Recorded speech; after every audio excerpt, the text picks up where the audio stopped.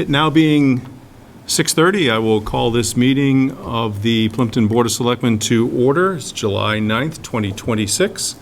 This meeting is being recorded for public viewing by Area 58. A reminder that the recording is not considered an official record of the board.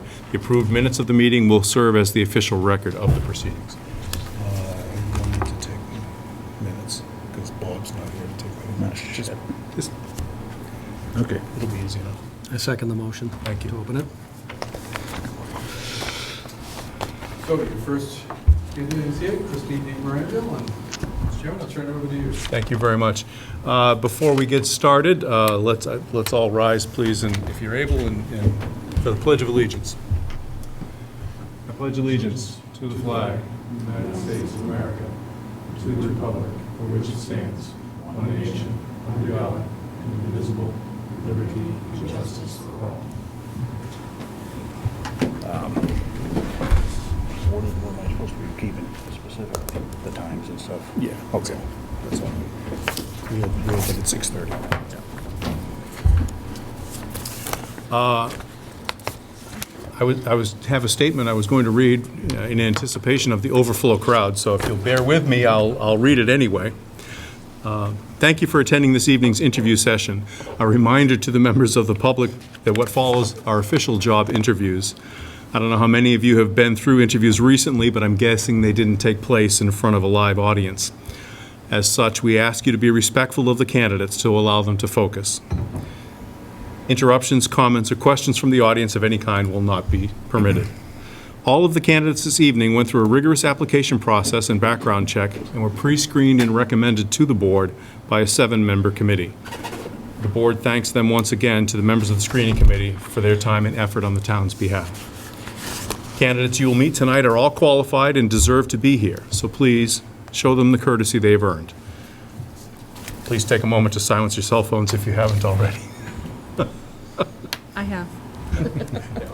Okay, our first candidate this evening is Christine DeMaranville. Ms. DeMaranville, thank you very much for coming down. Thanks for having me. Thanks for your interest in Plympton. Congratulations on making it to this stage of the process. Why don't we open up by take a few minutes to tell us a little bit about yourself, your background, and why you're interested in the position of town administrator. Certainly. I have a background in the finance world. I was in banking for many, many years, over 30, and I have a lot of investment experience through the banking world. In banking, I was actually in government banking for quite a while, and that exposed me to the government side of the world, and I became really intrigued in it. So about 5 years ago, I interviewed for the position of treasurer collector at the city of Taunton, and I started there in February of 2022, so it's been about 4.5 years.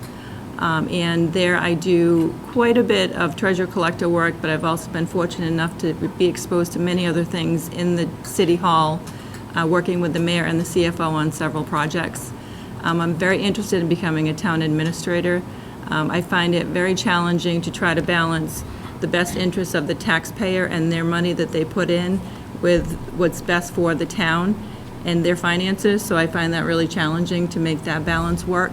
I also am looking for a community where I can get to learn the community, get to understand the community, and become ingrained in the community for quite a long time.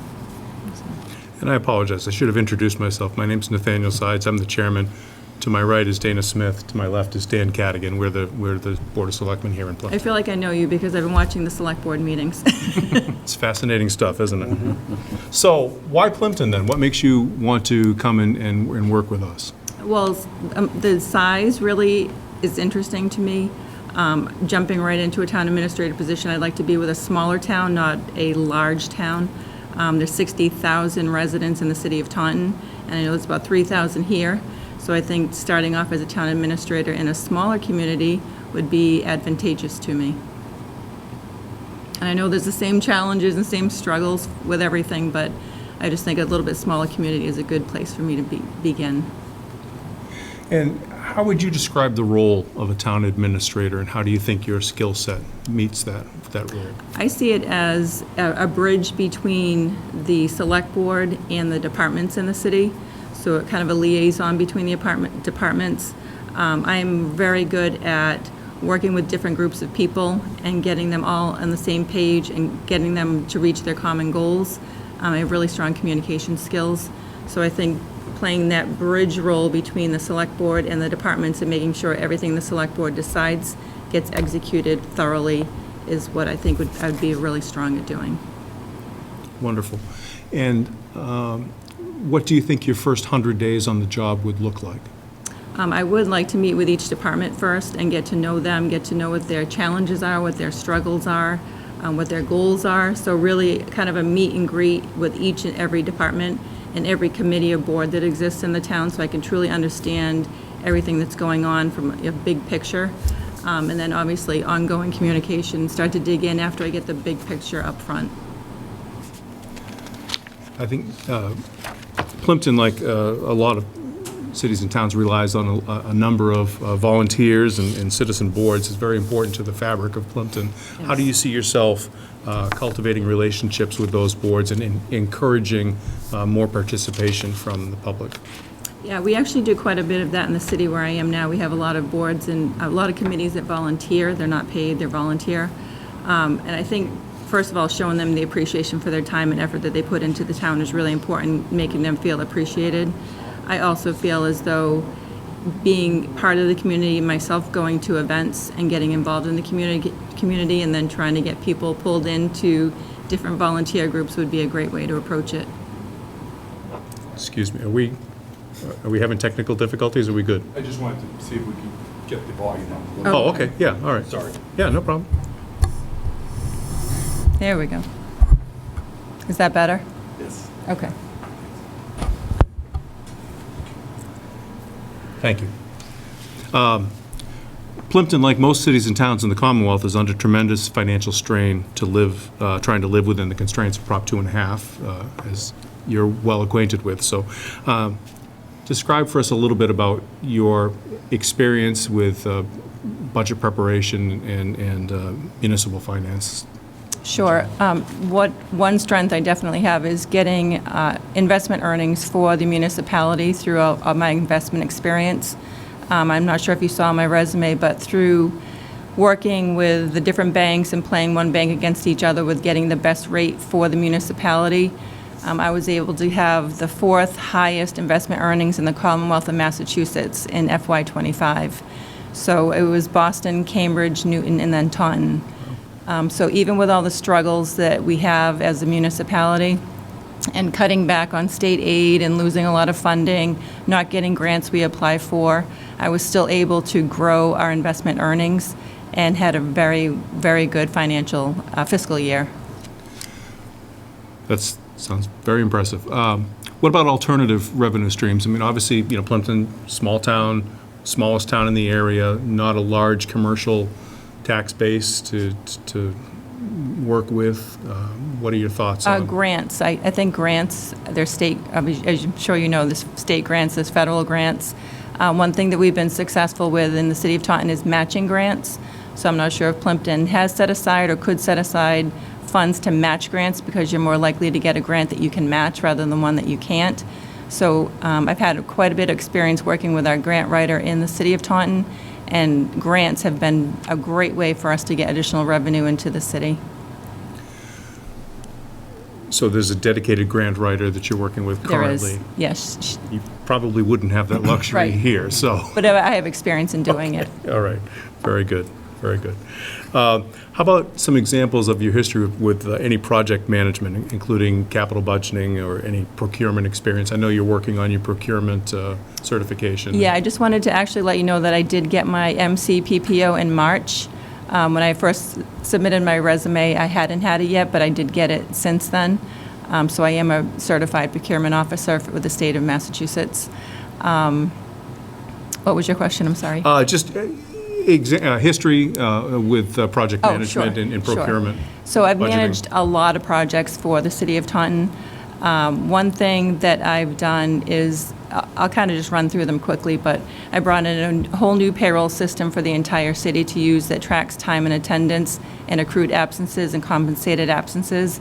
To get that, we had to send out an RFP to all different payroll companies and then obviously select the best one that was the best suited for the city.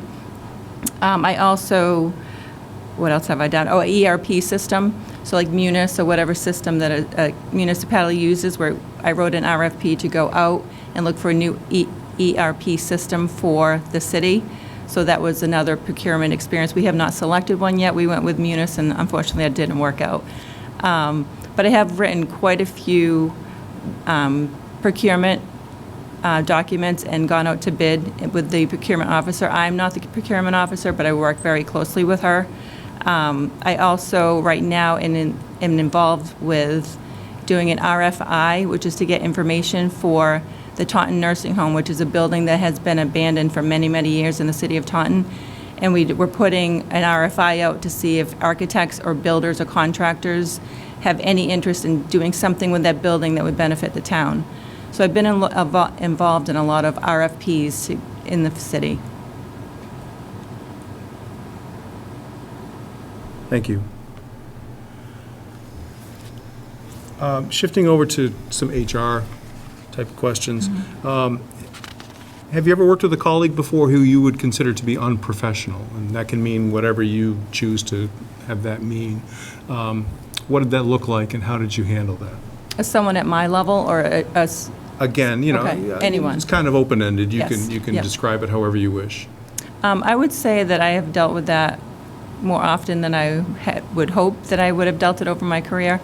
What I usually do is just sit down with them one-on-one and just express my concerns or feelings about their behavior. If it's someone that works with me, that's a little different because I have that supervisory authority. That just happened actually recently, and it ended up with a meeting in front of Human Resources and the union representatives for the employee. So that's when the union gets involved. But I have dealt with it a lot. I find communicating and being open about the situation is the best way to handle it. If that doesn't resolve it over time, over several conversations, it sometimes has to go to Human Resources or has to go to a union or get elevated. I haven't had that happen except for that one employee I just mentioned. So usually talking things through and getting it out on the table has seemed to work for me. Again, here, small town, you would be the lead HR person. You know, what's your comfort level with HR policies, establishing them, following them, that sort of thing? I'm very comfortable with managing personnel. I've been managing people since 1990. I've dealt with a lot of performance issues, performance management, putting them in performance improvement plans, following up on them. I've hired, I've fired, I've coached. I'm very, very comfortable in a leadership and personnel management role. So, following up on your coaching, Yes. have you identified someone in the past that's worked with you that you felt was a high performer? And what have you done to develop that person? And Sure. I have, in the past and currently, I have a couple of very strong employees. So I do sit with them and expose them to things that are not part of their job originally, like their current job, to show them what they could do if they had interest in getting advancement. And I have promoted quite a few employees based on their performance, their work ethic, and their interest in getting promoted. So I have promoted quite a few people that have the talent and are ready to be promoted. Excellent. And you mentioned, you had some exposure to unions. What about on the collective bargaining side? Have you had any? Yes, I'm involved with, well, we have Human Resources, which I know you don't hear, but MOAs and CBAs, I'm very involved in that process, mainly because I'm in charge of all payroll for the entire city. So looking at the different contracts that we write with the unions, some get 30-minute lunch, some get no lunch, some get an hour lunch, some can come in at this time but can't work past that time. So there's a lot that goes into the collective bargaining agreement. So I need to be part of the negotiations for those so that I fully understand how they end up when they get executed, so I can implement it and make sure we follow it in payroll. How many employees does the city have, just roughly? About 1,260. 1,260. It's a lot to manage. Yes. Yes, certainly is. I just want to let you know, I also deal with the unions. I'm in charge of the Insurance Advisory Committee for the city. So I'm in charge of bringing on any new health insurance, life insurance, anything, any type of benefit. And we have an advisory committee of 8 people. It's all the union presidents and one retiree representative. So we always go through negotiations in that aspect too. We're going through one now, the firefighter union wants to get a cancer screening as part of their health insurance. So that's something we're trying to negotiate right now without a lot of cost to the employee or the city. So that's just another example of dealing with unions. Excellent. And that's every contract is probably, every 3 years or so? 3 years, Yeah. yes. Perfect.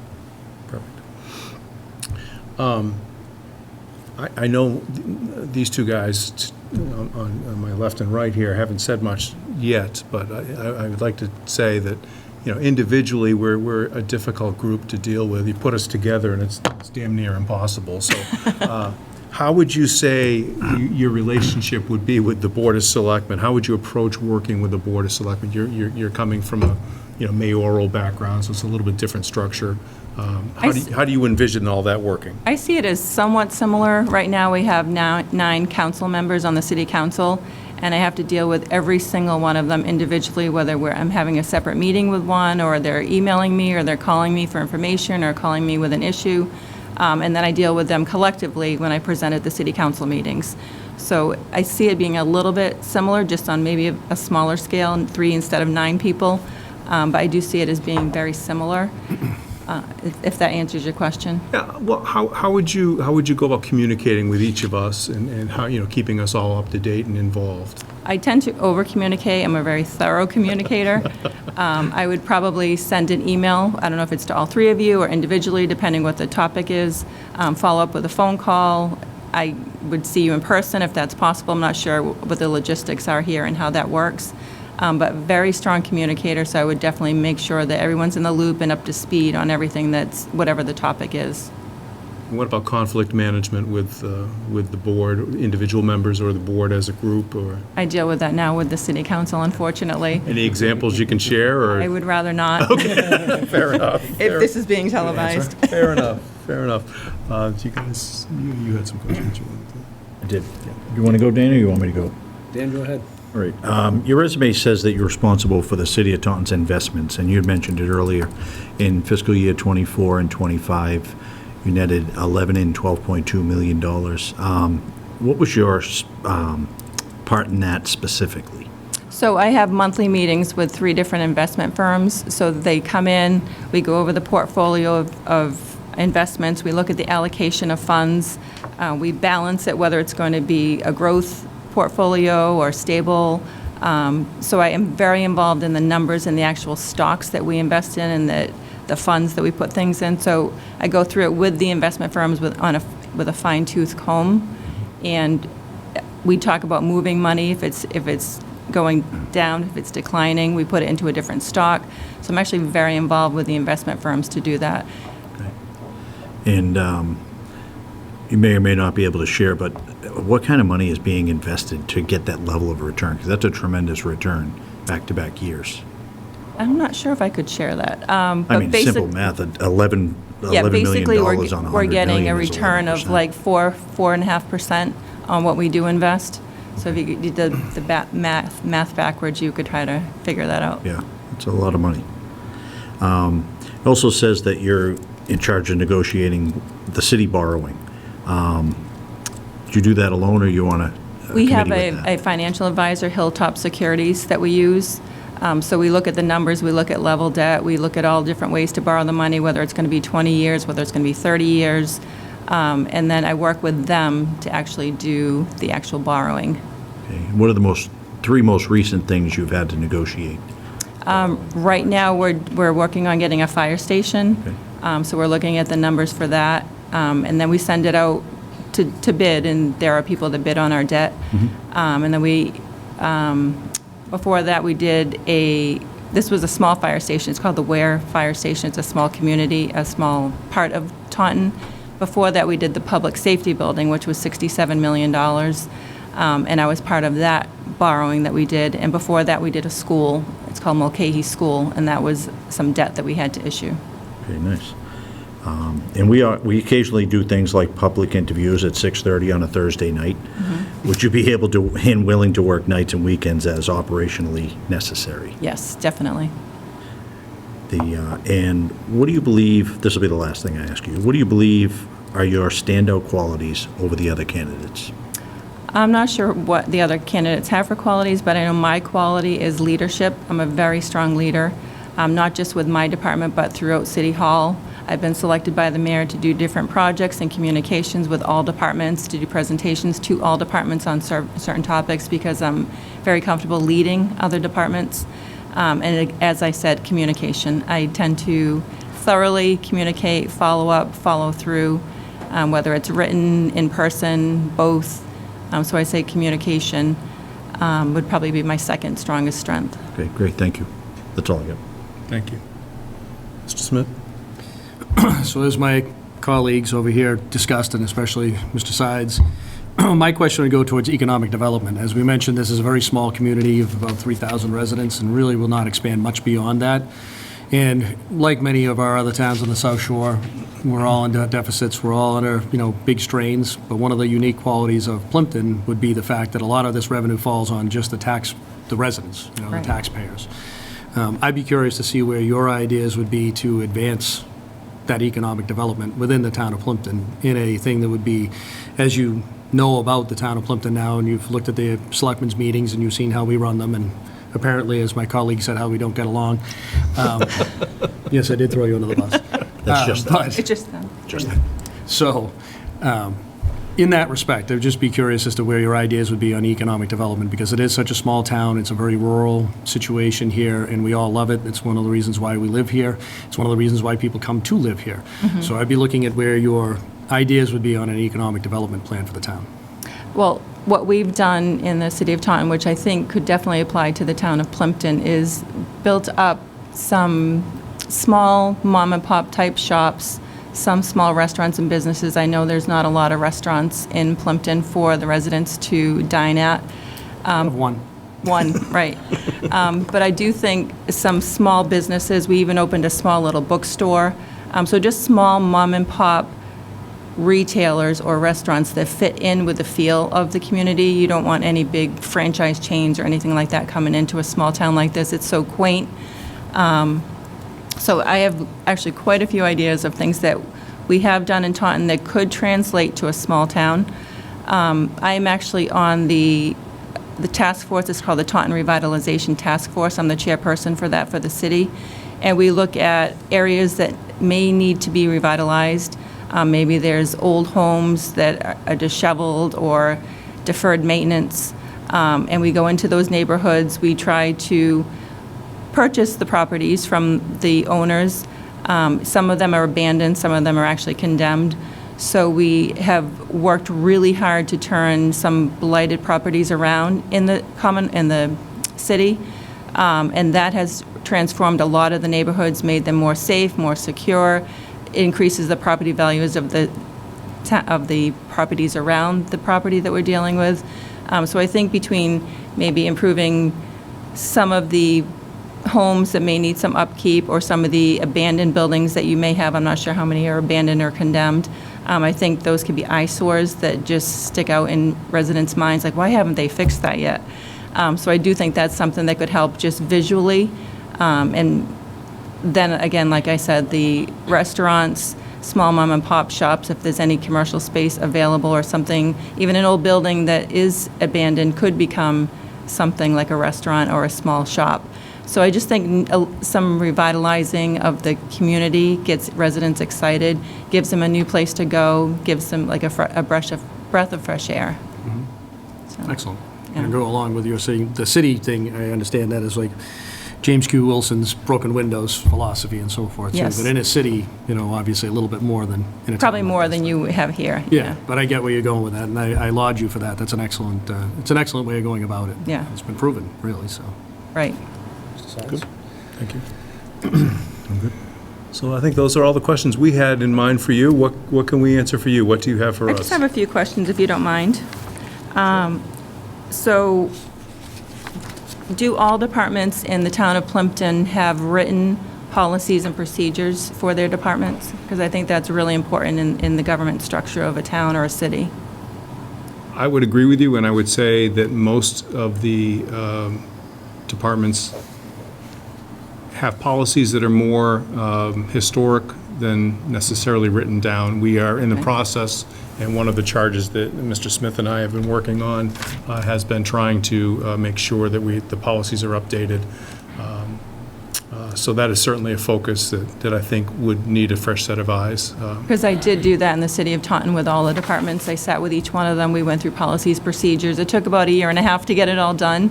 Yeah. But it was definitely something that I think is important in a municipality. Well, one thing that, as a recent example that has come up, we had an issue with one of the town employees on social media, and so we had to hunt down the social media policy and make sure that it was in effect and all of that. So that's just a most recent example. Okay. I think there are definitely some HR policies that could use a new magnifying glass, and we want to make sure we're current on those as well. Is there an employee handbook that employees get when they're hired?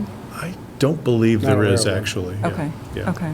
Because I think that's also important, just so they know kind of the guidelines of the position and of the town before they jump in. Agreed. I think one thing that is probably helpful for you to understand is that, prior to our previous town administrator leaving, a couple months ago, we had not had a town administrator ever. She was the first town Oh, I didn't administrator know we that. had. So, Okay. So she did a great job sort of bringing everything along, but, there's still some work to be done. Some catching up to do. Exactly, right, exactly. Okay, Yeah. okay.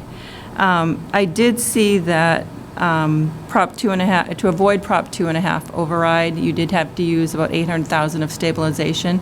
Do you see that happening again in the next fiscal year? We won't be able to. There's not enough left in stabilization. That was my next question. Yeah, no, there Okay. isn't.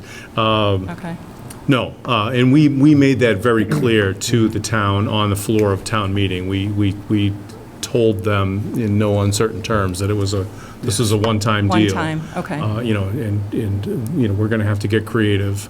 Okay. We have a good finance committee, with some good experience.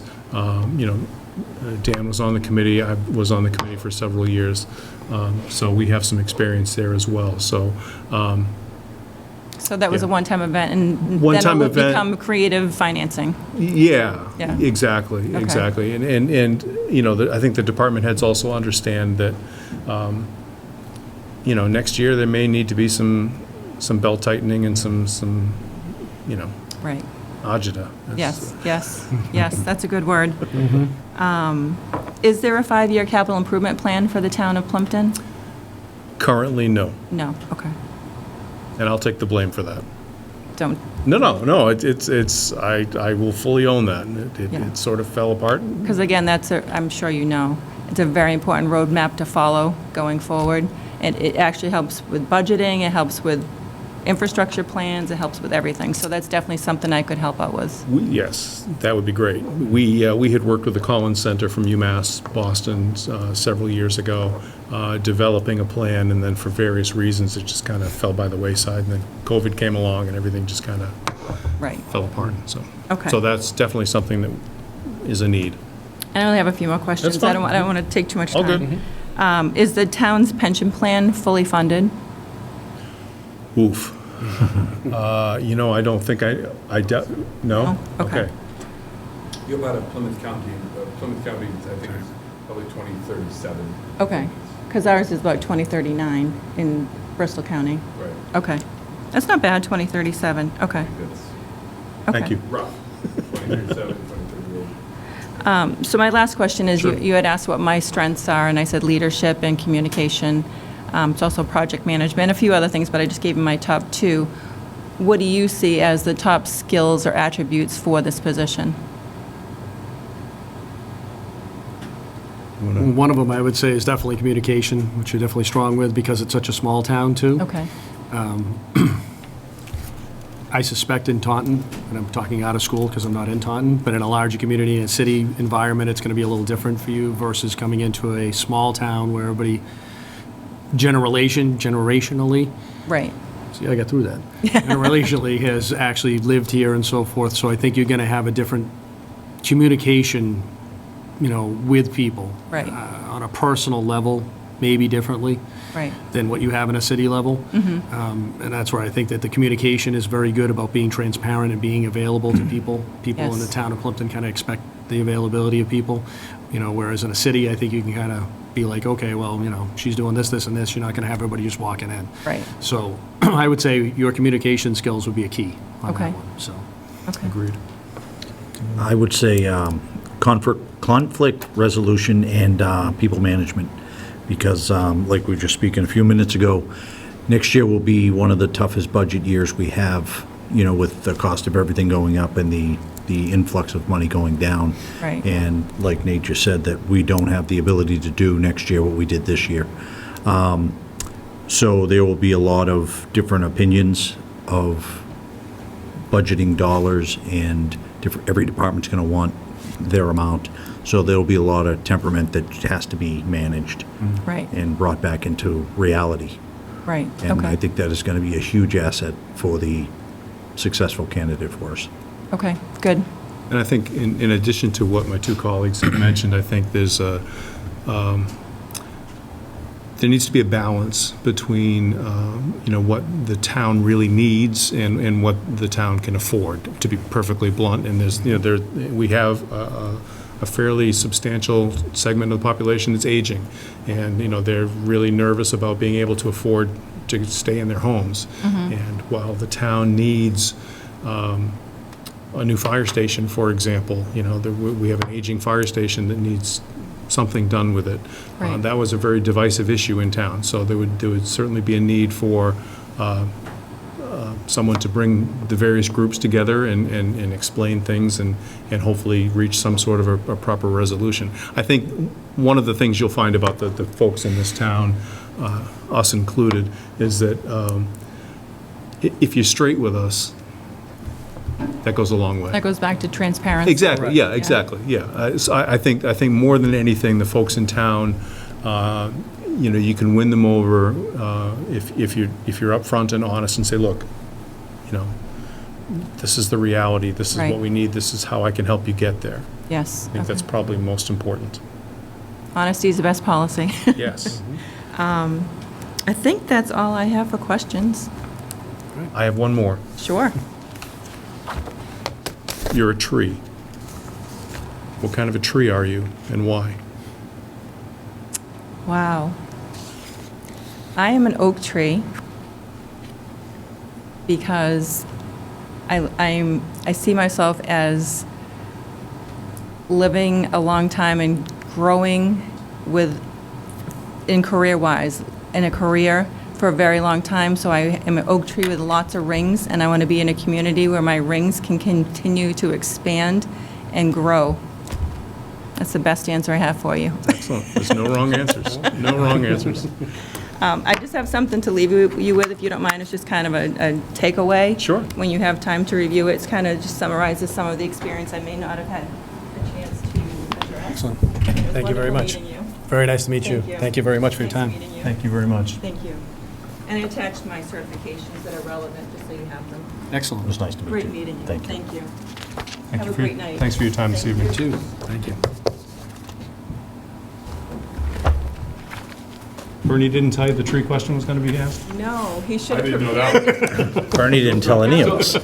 I'm trying to figure out what kind of tree I'd be. I was gonna say, we're gonna ask him next. When the candidates get to see it, they're going to know that it's. Well, no, I've got different questions. Thank you very much. Thank you. Have a good night. Jeez, I can't answer that, so I guess I'm a weeping willow. Okay, we'll recess for 10 minutes till our next appointment. All right, continuing on, our second candidate for the evening is Mr. Robert Fennessy, Bob Fennessy. Bob has been serving as the interim town administrator here currently in Plympton. So, Bob, welcome. Thank you very Thank you. much for Thank you for joining having us. me. Congratulations on making it this far in the process. Thank you. Obviously, we've had a little experience with you over the past couple of months that you've been on the job. But why don't you, for the viewing audience in particular, why don't you tell us a little bit about yourself, your background, and why you're interested in becoming a permanent town administrator? Okay. So I am Robert Fennessy, and I say hello to the people out there. So I am an attorney. That's one of my feathers in my cap. Attorney for about 23 years. I have an on-again and off-again practice of law. I'm also a professor at UMass Law School. I do employment law, municipal law, and animal law, which is kind of a strange part of the law, but people love it. And I've been a town administrator in either an interim fashion or a permanent fashion for, I think this is the 6th town. So I was first in Boylston, a small town like this, about 4,500 people out in Worcester County. Then I went to Kingston, which is next door, basically. After that, I went to Carver, which is the other side next door. And then I went to Halifax, which is on that side of next door. Closing in on us. So this is kind of a piece of my jigsaw puzzle to fit in with Plympton. I love it here. So I've been doing a municipal governance for many years. I'm a 6th-term selectman, like you guys, in my own town in the past. At the time, I was the youngest selectman that they ever had because it was usually governed by old men that governed the town. I love Plympton. I love being here. I've been here for a little over 2 months and grown to love the community and the nature of the community, the kind of close cohesiveness and small town feel that it still has. Plainville used to have that. In came the casino and changed a lot of things. So I went from a little town hall to this mega town hall, from a little fire station and police station to a mega police station and fire station, all at no cost to the town, to the townspeople. And I was the chair of the Board of Selectmen that helped bring that in. The good and the bad, it comes with both sides, but that's who I am. I would be honored to be the town administrator and take that interim off the list, if it so be. But that's up to you guys. So in your experience of like you said, this is the 6th stop on your journey so far. How do you see the role of a town administrator, and how do you think that plays into your particular skill set? Mm-hmm. I've always seen the role of town administrator, both from being a selectman as well as being a town administrator. That town administrator, boards of selectmen are there to make policy and to oversee policy. The day-to-day operation goes on the town administrator to put those policies into play and make sure the staff abides by the policies, that they know what to expect. That's how I look at the relationship between a Board of Selectmen and a town administrator, and how I see the governance of a town, especially a small town, because everybody's kind of involved, because there's short staff of people. So you rely on committee members like Board of Selectmen, Finance Committee, Conservation, all that, So you've been here for, like you say, a couple months now, pretty much. a little over, yeah. What would you say you've noticed? What have you identified as maybe the biggest challenge facing Plympton in your couple of months that you've been here? And if we were to remove that interim tag, what does your first 100 days look like? To hit the ground running. I have 60 days. Well, yeah, you're right. Yeah, you're down to 40. So you mean 40 days. No, so what's the biggest challenge? Obviously, is financial. I came in and was told that use a lot of stabilization funds for the budget, which puts us at a bigger deficit in the next fiscal year. I don't like to see that, but I know it saved jobs, and it saved, you need it at that point. So obviously the biggest challenge I see is financial, is to rein it in, figure out how we can still get the best services for the community under the budgetary amount that's put there. So that's what I see as the biggest concern. What was the second part?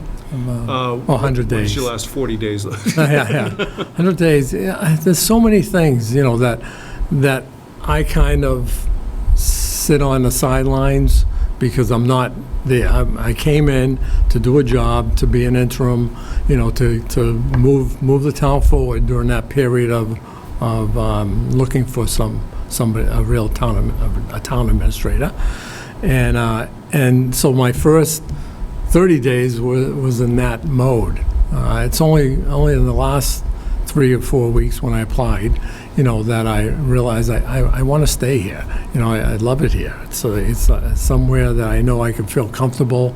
I know people already are comfortable with me. So my first 100 days, I'm going to make sure that we have a number of department head meetings to pull everybody in. One of my biggest strengths has always been morale and building morale in a town. And that's one way to do it, is get everybody on board to follow the leader, so to speak. And they do. If you look at references that came in, almost everyone to a T says the exact same thing. So that's who I am, and not going to change. What about extending that out into the community? And as you know firsthand, Plympton relies a lot on community involvement and volunteer work, and we sometimes struggle Yeah. getting folks to fill those committees' appointments. What do you think you could do to help? Well, I love that part of it. We as selectmen have always worn multiple hats, and I know you're going to go, yep, because you do, because there's needs out there that need to be done, and people oftentimes don't step up. So my goal would be trying to encourage people to get involved more so than they are. So if they can wear a second hat or a third hat, so be it. But I think doing that, like getting into the community myself is important, for people to see me as part of the community, not as somebody who commutes in, does a job, and goes out. I mean, I'll be at every event. I've done that, and even in Halifax, and I was a interim there for 3 months, is how they contracted me, and I was there 7 months. So, I went to all the events, and people notice that. I think it's important to show that you're part of a community, not just taking a paycheck. Great. So you mentioned, previously, the whole stabilization fund, and you kind of came in, and some of those decisions had already been made, but obviously Plympton's under severe financial stress going forward, with a real feeling the strain of Prop 2.5 and all of its effects. What are your thoughts on being able to move forward with all of those pressures, and what have you been able to accomplish in some of your previous stops? Well, almost every town has financial issues. So when you're putting together a budget, you start out right away knowing that it's not like the old days where we can do 8% increases across the board, and and taxes went crazy. But things have gotten to the point where, and the state calls it a perfect storm, where the costs rise so fast at sometimes double digit, and the 2.5 only brings in so much money. So my goal will be to look for revenues outside of that to bring in to supplement the town budget, so that we can keep the services going that people expect from a town. One of the things that I mentioned this at the screening committee, I found out that we have the biggest company here, Cisco, that when they first came in, they had all their trucks and everything there, and over time they moved them all to a lot of them to Norton, to another location where they have a plant. And to me, this is their home for Cisco. So I'd like to build a relationship with Cisco, to go over there, take a tour, talk to them, and see if we can get them to move them here and register them here, because that's a big chunk of change that comes in on excise tax, and it's year after year after year. So, and those vehicles are not cheap. So you're getting the cost on it. So that's one of the things that, just off the top of my head doing, because I think good PR is good for the town. And dealing with other people with good PR, and you give them some, pats on the back too for doing it. Sure.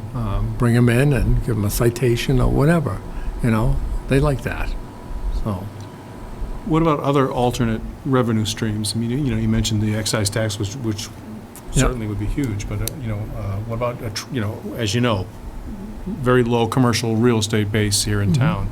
Yeah. Are there ways we could work to attract more?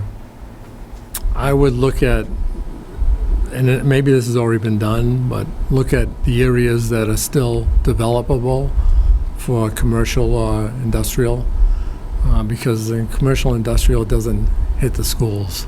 That's the biggest benefit there, but, and see what can be done. And again, if it means going out and talking to landowners and saying, hey, you're right near 44 or 106, or, then let's do that. Let's see what can be done, and not to the degree of changing the whole town.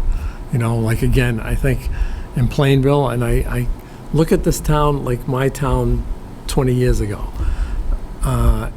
In Plainville, when the casino came in, it made a big change. Across the street, we put in, or authorized to put in, a little shopping center with a Target and a Stop and Shop and a few other stores and a liquor store and a restaurant, and that brought in money, but it's slowly changing the whole dynamic of the town. Now we have big box storage, which is off of my street, but further down, but it's brings in money. So you kind of look at those things and see if that's a revenue. The other things I don't consider revenue, but benefit is through grants. Is getting grants like that take the bite off of the budget. Sometimes it supplements that, so you can use that budgetary money for something else. A couple of the ones that I did was the green energy grant, and that was in Kingston. We weren't the very first, but we were in the top 5 towns, and that was Tom Bott, who was the planner, and me putting together this grant to get the green energy grant, and that brought in over millions of dollars now over the course of those years. So you have the experience of writing the grants yourself, and do you research them, or did somebody bring it to you and say, here's something I think we should? No, so that was a grant. So one of the things from a town administrator's position in grant writing. So in the bigger towns, you have people who write grants. Right. Like in Kingston, we had somebody. In Carver, we kind of worked through the town administrator. But so the town administrator's job in grants is to kind of first identify grants, see what's out there, and then pull together the resources to put the application together. It's not like one person, like if somebody's saying that I did this and I wrote grants, I brought in, and I did it all myself, they're probably lying, because it doesn't work that way. It takes bringing in the department head who will be affected by that, getting the information, bringing a board member from the select board, bringing in maybe a conservation agent or conservation commission. Sure. So you got to bring them all together, and then you put it together and submit it. Part of the job of a town administrator is to make sure that it's been submitted properly and that it's been processed, and then tracking it. And I'm looking at grants now. It bothers me so much that I'm pulling my hair out, whatever's left in the back. And I know the camera's back there. So, it bothers me that this water project is an ARPA grant, and that could go away. We're fighting the dates to make sure we get those in. And, to me, those are the things that drive me crazy. So like you said, the first 100 days, one of the things I want to do in the first 100 days is to put together a grant calendar. So a grant calendar will look for the year ahead, what grants are out there, we'll put them on the calendar and know when the filing date is, what's the grant for, how much it's for, and then when the process ends, and then follow it through. So this would go on a master calendar of grants. And that way you don't drop something. Like, I don't know how many times you look and you say, oh, that closed last week. Oh, crap. Well, we'll do it next year, Yeah. So it's all about overseeing the grant process, too. So. Shifting to capital projects, or just project management in general, can you share a couple of examples of your history with project management, including budgeting and procurement and that sort of thing? So project management, capital projects. We had in Carver, we developed a 10-year capital plan. So all the department heads, we had a department head meeting, they go over it. Where do you see you need a new fire truck? Where do you see you need a new highway mower? Where do you see it? And we plotted out. And it worked well. I was there, when I was there for the 3 years. It would come up to the next year, and they'd know what they were getting. Now, the second year in, there was an issue with financial issue in Carver, and there wasn't enough money to allot to the capital plan. And lo and behold, I was like shocked that department heads were saying, look, give that to them. I can wait another year.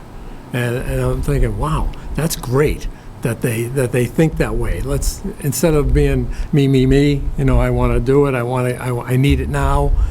They almost to a T, I'd be one of them, would say, put me off for another year, and get it. But the key is to have that plan. Whether it's a 5-year, that's kind of standard. 10-year is long because you really don't know. Yeah. But some of the big items you do know. Sure. You know how long an ambulance lasts. You know how long a fire truck lasts. So that's my experience doing it. And budgeting, I've done budgets since going way back to being a selectman, because back then we were working selectmen. Where you got really involved, and I think we had a executive secretary, not a town administrator, back then, and putting the budgets together with the staff, and then as in Boylston did all the budgets, and in Carver did the budgets, in Kingston did the budgets. Although in Carver and Kingston we did have a finance director, which was a great position to have if you can afford it. We can't afford it here, but No. so the town administrator kind of becomes the finance director, Yeah. the HR director, and you kind of get all that in one person. So Can I follow up with a speculatory question? Go for it. You mentioned Carver had the financial problem, and then you found it, I don't know what the words you used were, but basically refreshing that the department Yeah. heads were the cohesion was there, and Yeah. the camaraderie, and the department heads were working together to see who needed the money the most. Do you think that was unique to Carver, or do you believe that, are there any parallels from Carver to here as you've seen? well, I think it can happen here because I've talked to all the department heads, and a great bunch of people who I think care more about the town than they do of themselves or their department. So I think that could happen here. In Carver, I came in after turmoil. I'm not going to get into that because they're on Area 58 too.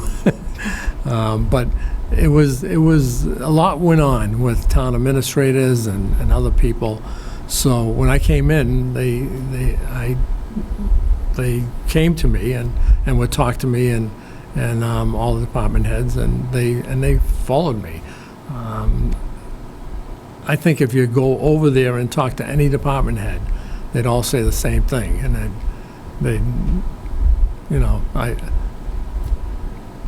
it was a good for me and for them. And so I think it can happen here. Right. You know, I know already there's a lot of department heads that are supporting me coming into this position, which I said, that's okay. I don't need that. You know, I appreciate it, but and because I have a different style of leadership, I lead with concern and I don't lead with a stick and say, I'm going to discipline you because you're not listening to me, and that's not my style. If you're looking for that, then you got to look elsewhere because I'm not that. I draw people in to work collaboratively with me for the benefit of the town. That's how I see it, and I'm not blowing smoke or anything. That's just how I am. So I think we've seen that. You good? Yeah, I'm good. Okay. Thank you. I'm sorry. I was just going to go off of his. Go ahead. So, Mr. Fennessy, off of the same as my colleague on the end, you have a unique situation where you've worked in contiguous towns, 3 of them neighbors of ours. In comparison, and granted it's only been a few months where you've been here, what would you say, because you're bringing this experience to the table, what would you say are some of the strengths and weaknesses that you've seen from those 3 towns versus the town of Plympton? From your short, granted, albeit short tenure. Yep. I know he hasn't had the other 40 days yet. So I would just be curious on where you'd be at, like, not comparison, we're not throwing the other towns Yep. above the bus or under it, but basically where you're at with that, because you do have a unique experience in that respect. Yeah. I think you're closest to being like Halifax, the 2 towns. Kingston and Carver are bigger, so staff-wise, they're bigger. They have full-time planners. We don't. They have a full-time conservation agent. We don't. So there's other things. When I was in Carver, in my office alone, there were 4 people, and we have 1 here besides me. So it's a little different. So I'm going to kind of carve those out, and I'll focus on Halifax, what it's similar to. So I think Halifax and Plympton both draw from the same issues. Financial issues, small town issues, the need for having buildings done or repaired and all that. And all that costs money. So the drawback is the financial, that sometimes you don't have the money to do something that you think you want to do, and that you need to do. And that's one of the things that went on in Halifax. Now, what the benefit here is that we're eligible for grants. And in Halifax, they're not, because they're still a non-compliant MBTA community. And that hurt. That hurt when I was there to get those letters. I'm sorry, you've submitted this grant and we're rejecting it because you're non-compliant. And one after another came in. So I think bringing my experience from Halifax and from the other communities, way back with Boylston too, I think my feeling is that the drawbacks are the financial, the strengths are in the community itself. That it's a close-knit community. It's got this vibe, of being this community you want to live in. And I'll have to sell that to you. You guys are selectmen, so you bring forward that every day. So, Thank you. Moving on to some HR-type questions. Have you ever been exposed to, worked with someone that you felt was acting unprofessionally, and you can define that however that works for you? How did you resolve that? What did that situation look like? yeah, of course, so again, being a town administrator, you're also the HR director. Right. Generally. And then I was interim HR director in Brockton, the city of champions, for 7 months last year. So I had a lot of disciplinary issues and people who were not acting professionally. And, the way I handle it is first to bring them in and talk to them and see what the problem is and try and guide them the right way. Secondly, I would, if it means giving them something in writing, I would do a performance improvement plan. It's called a PIP. And you put in writing what they need to do to get up to par. And sometimes that works. Most times that works. Sometimes it doesn't. And that's when you end up doing the disciplinary action, the progressive discipline. Unless it's something egregious, then you Yeah. just say, look, we're separating you because of what you did. So that's that. Okay, so how about the other side of things? Have you had the opportunity to work with someone that you felt was a high performer in whatever role they were in? And were you able to work with that person and help develop them and Yeah, you cultivate them. Yeah. And in Carver, I had my assistant, and it wasn't an assistant town administrator, it was assistant to the Board of Selectmen and the town administrator. And a great employee, so I worked with her to get her to that point where I could put her forward as a new position of assistant town administrator. So that was taking somebody who did a good job for me while I was there, and then bringing her up. And throughout my career, yeah, you look for those people because you rely on them too. They become kind of a go-to person that you you have in the back of your mind, and if there's not much you can do, like you can't give out bonuses and Right, things like that, like in the real world. But you can encourage it, and I did send people to school for certain things that they were interested in, and all those things to not lose them. Because I'll tell you, it's difficult getting municipal employees now. Sure it is. I mean, the field has gotten so weak because they're just, people just don't want to go into it. It's, they see in the news that there's cuts, from schools to government to, whatever, and they don't want to put themselves out. And then also to put themselves out on social media, to get criticized, and all your friends and relatives see it, and so Yep. so it's knocked down a lot. But yeah, you can encourage good employees, and you can discourage the bad ones of being bad. And what about collective bargaining? What's your comfort level? What's your past history with collective bargaining and dealing with unions and Yep. all of that? So sort I've of thing? done many contracts, as you can imagine. I was always the lead negotiator. Even when I was as a selectman, we would always have a selectman involved back then, and I was always the one that they wanted involved because I had a legal background too, and dealing with them. I would like to look at both sides, and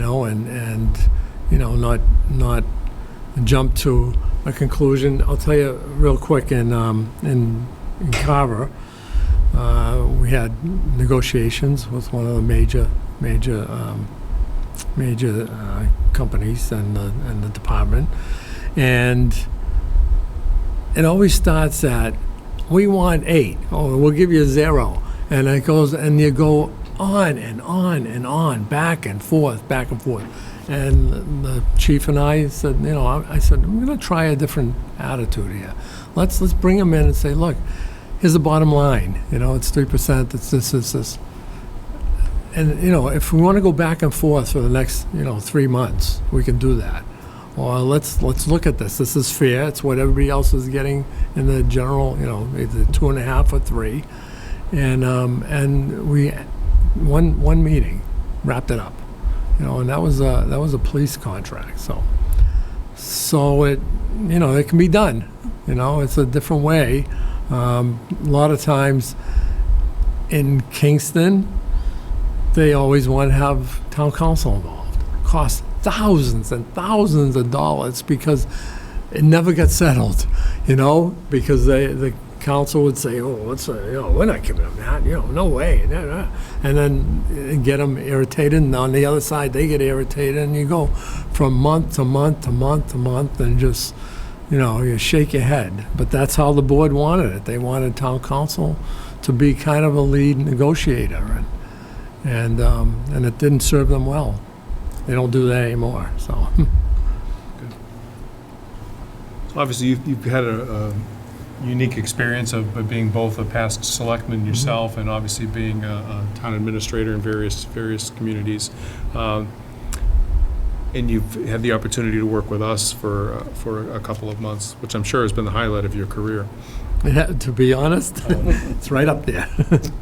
How do you see the ideal working relationship between a town administrator? You touched on it a little bit earlier in some of your comments, but how do you see the ideal relationship between a town administrator and a board of selectmen? How do you see that? I'm going to say the staff. No. Yeah, Board of Selectmen, I like to have open communication with everybody, and I hope if I'm here, we have that. I mean, we have it to a degree now, but I'm sure in your mind, he's just the interim, so it'll be different. It'll be more ongoing and more, probably, you'd be like, oh, all right, I've seen enough, I heard enough. But I like to work with the selectmen, with boards of selectmen. I don't like it when it just all of a sudden becomes one selectman, that you're dealing with or you're talking to, and sometimes that by nature, I think having a 3-member board is great, because when it's a 5-member board, it gets kind of unwieldy, when you hear, this one asking you something and saying suggestion, and then somebody else says something else, and it's like, oh man, and then you go to the third person back and forth, and it's kind of nice I was always on a 3-member board, so it's always nice to have that, because you can come to a consensus, and you can come to a quicker consensus, because all you need is 2 votes to Right. move it forward, Sure. move something forward, so. It was a little concerning when it was only the 2 of you, because I'm thinking, when is it going to happen? Because, if they don't vote together, it's like it just dies, like in Marshfield. I don't know if you're watching that. They're stuck on 2 people, Yeah. and they can't come to a Oh, consensus. Halifax had 1 for a while, right? Yeah, 1, Jonathan, One, yeah. John was Yeah. the only one. Yeah, we talked I think a lot what he's about saying that. is I saved the board. Well, Dana and I, You're welcome. Yeah, that's right. okay, perfect segue. You're up. You've already answered a couple of the questions that I was going to ask you. They were pertinent to grants. This is housekeeping. We occasionally do things like public interviews at 6:30 on a Thursday night. Would you be available and willing to work nights and weekends as operationally necessary? Always have, yeah. Okay. I prefer, daytime, but obviously, but. And you picked up a lot of this when you did your introductory. But what do you believe your standout qualities are? 1 or 2 standout qualities above and beyond any other candidate that might be coming before us. It's a good question. So I did read the online, that you put online, thank you, all the other candidates. And I think my standout qualities is that you're not just getting a town administrator. You're getting an attorney, and I've saved towns money as an attorney, where the town council they don't have to be called every day and get billed every day for something when I handle it. You get an HR director. Again, that's part of my background. I teach employment law.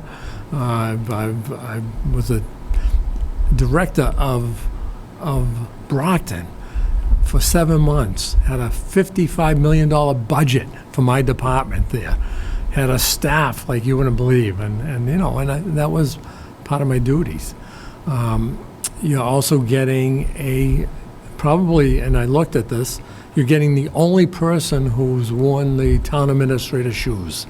And for me, not only in one town, but in almost all contiguous towns except for Middleborough to Plympton. So I know the regional school system, dealt with them. I know council, the same town council we had in Carver, Craig Corbo.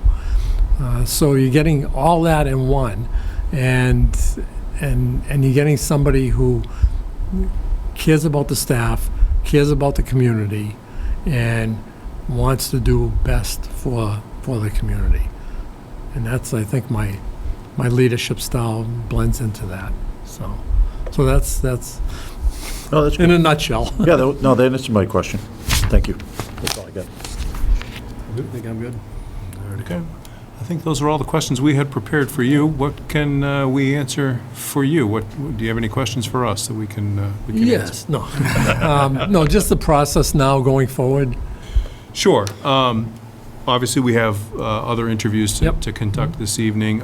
We are not planning on making a decision this evening. We're going to individually, think about our choices and our thoughts on that. For scheduling reasons and other conflicts, we can't get together again until Tuesday. So we do have a meeting scheduled for Tuesday, at which point we'll discuss the candidates and reach a decision at that point. So, Okay. So nothing's going on tonight after the meeting? nothing's going on this Okay. evening So I after. have to stay up late? No, you don't. You can go home Because and. it's going to be about 11 o'clock. Yeah, right? you can go home and I know that's unfair and we apologize Yeah, for that. that's okay, yeah. But that's kind of the way it has to work out for Yeah, us. good. So, All right, good. one more question for you. You're a tree. I'm a tree. You're a tree. What kind of tree? That's the question. What kind of a tree are you and why? What kind of a tree am I? Probably an oak, because they spread out and support all the rest of the little trees. And they're strong, and they stand forward and move forward, so. A tree, that's a good question. Okay. Tree. All right. That's it. Thank you. We're good. Thank you, Bob. Thanks for coming Thank you, in. I appreciate it.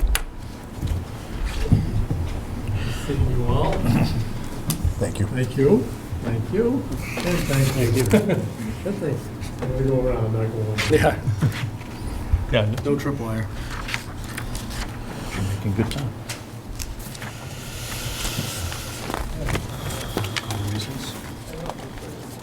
Just keep going. What's that? You want to call recess or keep going? Is the next person here? What do you guys think? Keep it going? Keep going. Yeah. Get out of here a few minutes early. I'm fine with whatever you guys want to do. Okay. Great, Is she here or? she's here. Ready? Yeah, let's do it. Okay.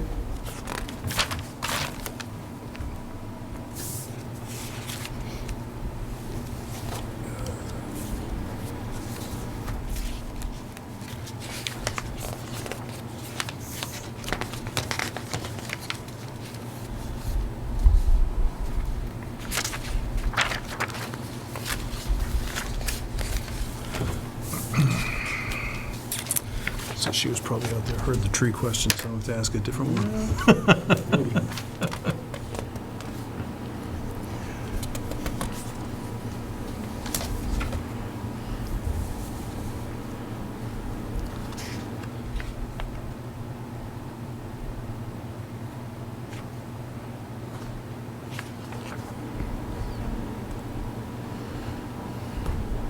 Probably not right outside then.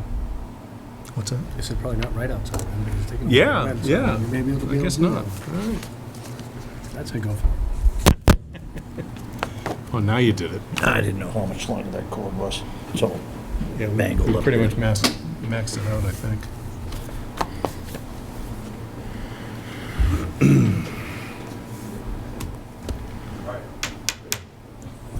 Okay.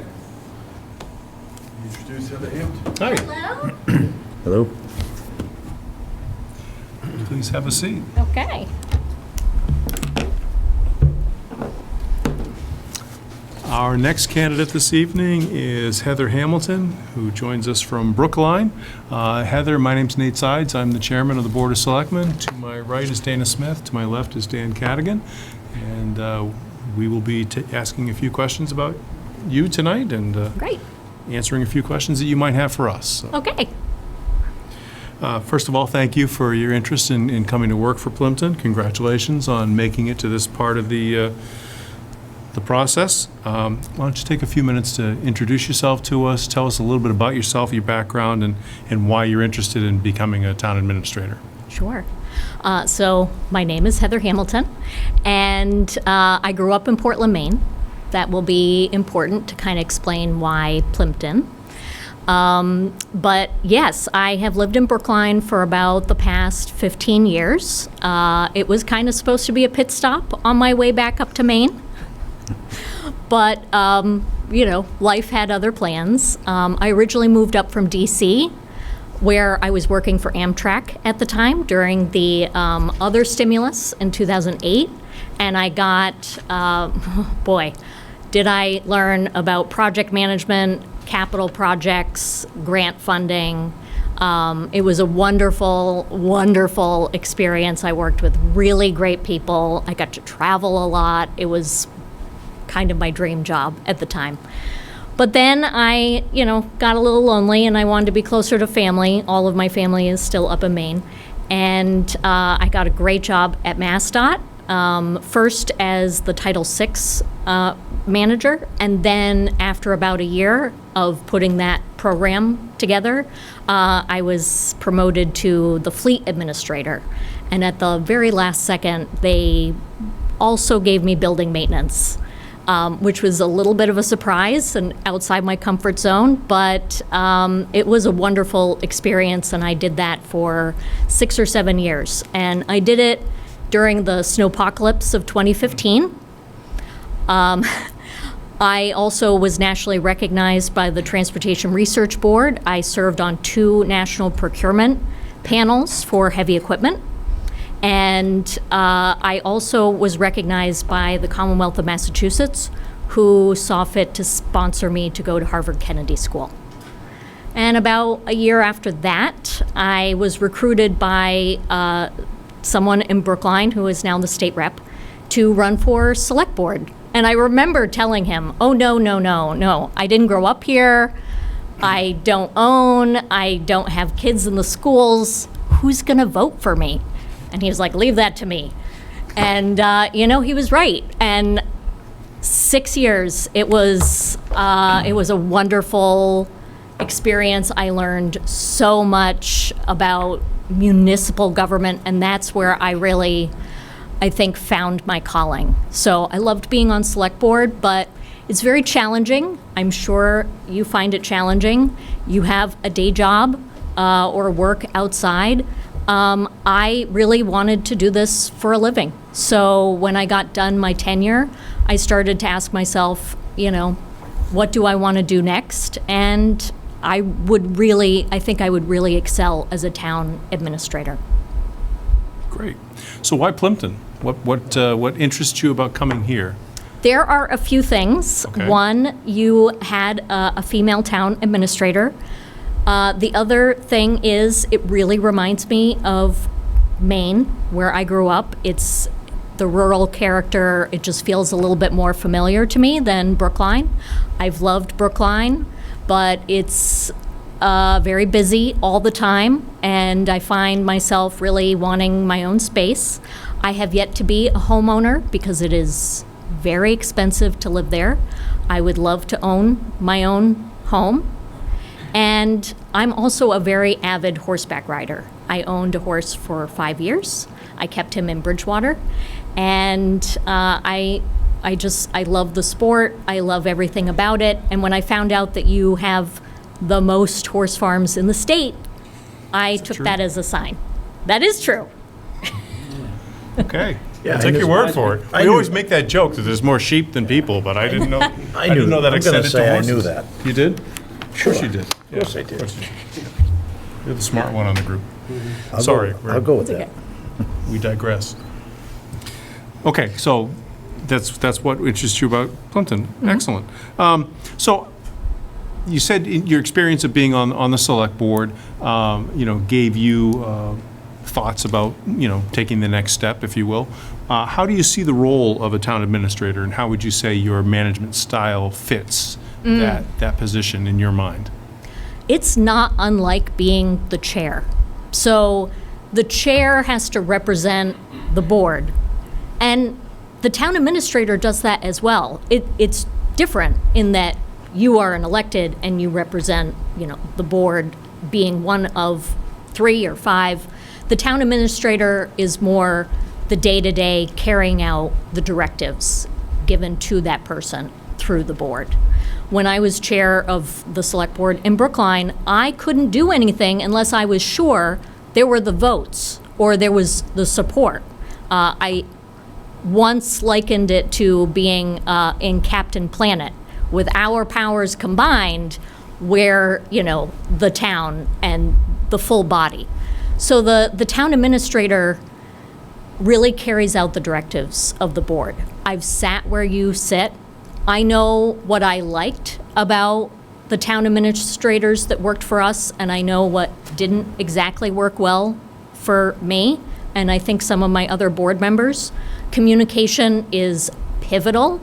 I would like to stay in constant contact. When I was chair, I had a one-on-one with the town administrator once a week to make sure that, information was free-flowing. We could talk about anything that was coming up, things that other board members might want to agenda over the next couple of weeks, make sure that the departments were, doing everything that was expected of them. And then in a separate meeting, we would get together to do the agenda, for the following meeting. And that actually involved another select board member and usually the administrative assistant, for the select board to make sure that, we would then reach out to town council if there were any votes, that sort of thing. But I see the role as being somebody who needs to be very savvy about communication and also spotting issues before they become problems. Great. So what would you say your first 100 days would look like as town administrator here in Plympton? My first 100 days would involve, of course, listening. I would definitely schedule meetings with the three of you. With FinCom, I was so elated to see that you only have 3 people on your financial committee. We have nearly 30 in Brookline. So I'm just really impressed that you keep it very efficient here. So I would schedule meetings to meet with all of the electeds, the town clerk, all of the department heads, and then go to community events, reach out to people who have served on boards that are well respected in the community. I actually made a comment in the selection committee, first round. When I saw that it's under 3,000 people, I mean, in Brookline, when you run for office, you're expected to call the list. And that is basically 350 electeds in town, because we have elected town meeting, and announce that you're running. So I would love to try to meet, whether over the phone or in person, every single resident in this town. Maybe not in the first 100 days, but in the first year. I really take pride in being accessible, in spreading, warmth and cheer and making people feel really excited. So I tend to do more listening than speaking. When I was on the board, I was often the last one to speak because I wanted to listen to everything that was said and make sure that I didn't repeat things that were said. So I do a lot more listening than I do speaking. And then I would communicate my findings, update you on what I've been hearing, making sure that it's aligned with what you guys are hearing, what you guys are prioritizing. Just a give and take. Make sure I get out in the community and report back. So part of the challenge that we have in Plympton is, we do, because we are such a small town, we do rely a lot on volunteers and folks to staff our committees and boards. How would you see yourself helping to staff some of those boards and committees and encourage more involvement from the community? I think I've recruited maybe 20 to 25 people to run for town meeting in Brookline. I was probably the most successful select board member to recruit people for boards and commissions. I took that as a very critical role that we played. You need to have good people in those positions to make critical decisions, whether it's the Parks and Rec or our transportation board. Everybody thinks they're a traffic engineer. And they have lots of opinions about transportation. So recruiting people with diverse skill sets that come with, a different lens. I actually got some pushback from some of my supporters when I backed a young woman who was an occupational therapist to be on our transportation board. But mobility issues are mobility issues, and who better than somebody who's trained in that? So she ended up being a really fabulous transportation board member and didn't come with a clear agenda. That's the other thing that I've seen, being an elected. A lot of people think they know the position, or they think they're going to have more influence or power over certain things, and they're driven by just one issue. And that's not the way that this works. The schools and the town side, tons of different issues. That's kind of what I like about it, is that no 2 days are the same. You're dealing with HR issues, or you're dealing with, we can't find salt for a good price. Like, it's all kinds of different issues, and you're constantly going to friends and neighbors and other communities to see, what are you doing about this issue? So you got to, make sure that you have a very vast network. But you also, invite people in. People like to be asked, and they're more likely to say yes if they think that somebody wants them there and somebody believes in them. Excellent. So, Ms. Hamilton, coming from a larger community of Brookline, obviously coming to our small community of only about 3,000 residents with really no room for expansion in a lot of cases, it's not going to be a huge community like either some cities around here and so forth. I'd be curious to see and hear your thoughts in regards to economic development for our town, because we have a very large, we have a bill that we have to pay every year. So, in this past year, we had to tighten the purse strings and do things we weren't going to be able to do going forward, obviously, and we're trying to avoid Proposition 2.5, but a lot of communities are doing that. We also have an aging population that are finding it increasingly difficult to live in this town with cost of living, taxes, and so forth, and most of the tax burden actually lands on the residents. And as you mentioned, we have a lot of horse farms, we are a very rural community, and as far as economic development, with that dropping on, as far as the tax burden on the residents, I'd be curious to know where you would be at. Obviously, Brookline has a lot more tax revenue and so forth than what Plympton can offer. So I'd be curious to hear your thoughts on where your economic development plan is. It's been very interesting serving on the board in Brookline, because there are lots of perceptions. And I would say that, we have economic development. I don't think it's as good as some of our neighboring communities, and there are a variety of reasons why that is, not a reflection on the staff and their hard work. But rents are out of control in Brookline, and that is not, set by the town. That is private industry. But small businesses are really struggling, and I've lived in Coolidge Corner in Brookline for 15 years, and I've seen, the cycle. The message I got from the documents I read online and from talking to people that I could find that I had a connection to who lived in Plympton or, still live here,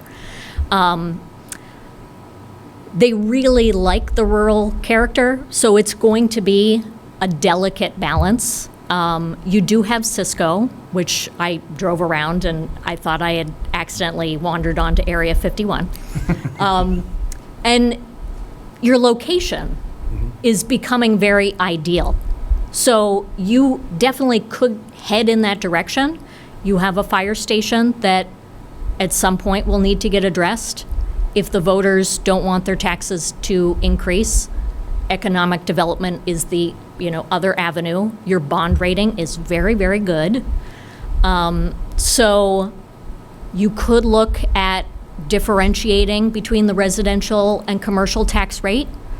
I'm not sure whether or not that is a value or not, but you could have a conversation and look at carving out a small business exemption for the smaller businesses that probably can't afford for their tax bill to increase. We would, of course, invite the major commercial players, to the table to kind of talk about it. It's in their best interest that we have a working fire station. So lots of communication, with players and communication with residents to let them know that, okay, in the past you may not have wanted to see commercial entities enter, but if you don't want your tax bill to increase, we need to invite some. And what does that look like? What's the appetite? What kinds of businesses, do you zone for? I've noticed that in an attempt to offset the rising costs of the tax bills, you've been incrementally decreasing, the tax rate to kind of keep things level. You should also, look at, what neighboring or peer communities have done that, they do it well. Why reinvent the wheel? Thank you. So in your experience on the Board of Selectmen, or even previously, what role did you play in direct, municipal finance, budget preparation, that sort of thing? You mentioned you had a robust financial team in Brookline. Yes, yeah. So I'll kind of divide this part into two. When I was the fleet administrator, I had my own separate budget of $30 million. I had to oversee that. Most of it was vehicle replacement, but I had 47 employees. Everyone was in the union, and half of that staff was fleet, but a lot of it was building maintenance folks. So I've had to put together a budget for the state that were line items. You had to account for everything, encumber, make sure that you didn't have anything unresolved by the end of the fiscal year, all of that. And that job was heavy in procurement. It was most of the job, like when it came to fleet. Yes, I dealt with assignments and going out on ride-alongs and understanding where our vehicles were and in what condition, but at the end of the day, I was the person who was making recommendations to the highway administrator what vehicles were purchased and then, given out to the districts. So, but then when I moved on to select board, when I was on the select board and not chair, I once compared, trying to follow the budget. The town administrator baked a cake and then presented it to us and asked what color frosting we wanted. When I became chair, I did not want that to be the case. So I was a lot more hands-on involved, and I really wanted to understand, especially since they do win awards, and it is very, very good. So I sat in on, we have a town school partnership meeting, which is the chair of the select board, the town administrator, the CFO, or the deputy town administrator for finance, the superintendent, the chair of the school committee, and their CFO equivalent. And we would meet to make sure that we were allocating costs in a shared way, usually about 60-40, and accounting for any overages or surprises, so that we did not get into April and not know that there was a $2 million budget deficit. I also helped to make determinations based on, we've had a series of operating overrides, and we've been very fortunate the voters have approved them. But determining what gets cut when you find yourself $24 million short, those cuts hurt. Sure. Yeah, absolutely. You mentioned, I think, before you had some grant writing history. Talk a little bit about that and expand that into just general project management. You mentioned your procurement background a little bit. Just kind of expand on that a little bit, your project management skills and what that looks like. Sure. So although I loved MassDOT, when I ran for office, I found it a little difficult to be a public employee and an elected official, just because of, the rules governing how you fundraise and whatnot. So I was very fortunate that I got a job at a really incredible engineering firm. And I hesitate to call them just an engineering firm, because they did, half of it was like engineering, but then the other half was really municipal services. They did a lot of environmental impact work for municipal clients. And that's where the grant stuff really came in. So I was brought on board to project manage one particular MBTA project because I knew a lot of the players involved. And I am very good at holding subcontractors accountable. But because I am a people person and I understood kind of like what people want to hear in grant applications, and from my select board experience, I understood the municipal perspective. I worked with wetland scientists, traffic engineers, whoever came to me, and they would go through the project elements, and we would apply for mass trails. We would apply for MVP, which is vulnerable preparedness. We applied for Green Communities Act. We were very successful at Mass Works grants. You need to tell a story, and you also, it's kind of what they don't advertise. You need to get your letters from your delegation. You got to reach out early to elected officials and make sure that they know about the project and that they want to see it push through, and that they're making phone calls on your behalf to the agencies. So it's not just the application. The application, gets you an interview or considered, but it's the, trying to get that Emmy or Oscar behind the scenes that actually pushes it over the edge. So we were successful at getting $30 million over the 5 years that I was there with the engineering firm. Great. Excellent. Have you ever had the experience of working with a colleague that you felt was acting unprofessionally? And you can define that however you wish. How did you work through that? I would say when I have encountered employees that are acting unprofessionally, they kind of fall into two camps. One, they have something going on in their personal life that's kind of spilling over into the workplace. The second is they're checked out, they don't want to be there, they got passed over for a promotion, they're resentful, they don't like something, and they see an opportunity to let everyone know that they object to whatever it is. What I have done in the past is I have a individual private conversation with them and let them know that I've observed this behavior. And I give an opening for a conversation. Some people have acknowledged that they have something going on, and we work out a plan where, they're allowed to take some time to address whatever that is, whether it's a half an afternoon or we put them on FMLA. If it's something incredibly serious, I get them like resources and we have a conversation about it. If it's the latter, when I was at MassDOT, so I came on in 2011, MassDOT was actually created, even though there was Mass Highway and there was Mass Pike, in 2008 there was legislation that kind of merged them into one entity. And it was still finding its way, even in 2011. And so 47 union employees, I certainly had problem children. And I went to the HR, and this was my first time managing people. I went to HR, I was like, okay, how do I write somebody up? They didn't have the procedures ironed out yet. They had not gone through collective bargaining, like there were no procedures.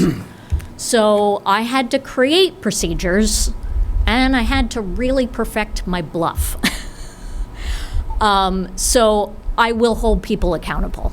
I will document And I have been successful at terminating employees that do not take the opportunity to self-reflect and change their behavior, because it is not fair to the rest of the employees there.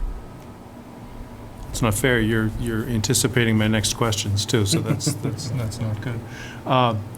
Let's talk about the union Okay. exposure again too, because obviously, collective bargaining would be part of the role here. You mentioned you had 47 union employees. Obviously, you must have done some negotiating and bargaining there, I'm assuming. So talk a Yes. little bit about that as well, your experience there. I sat in on the bargaining when I was at MassDOT because I oversaw, I think I was the person who oversaw the most of steelworkers and Teamsters specifically. They were mostly along the Mass Pike. And so, most of the employees at MassDOT were actually former Mass Highway. So it was kind of a niche. And then when I moved over to Select Board, we didn't sit in on the negotiations, but we certainly had executive sessions, to iron out what 3 things are we going to pick for this contract to, die on the Hill.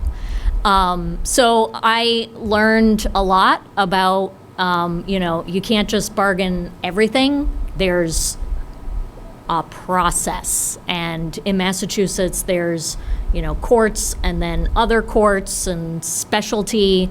And we were civil service in Brookline, so that added another layer.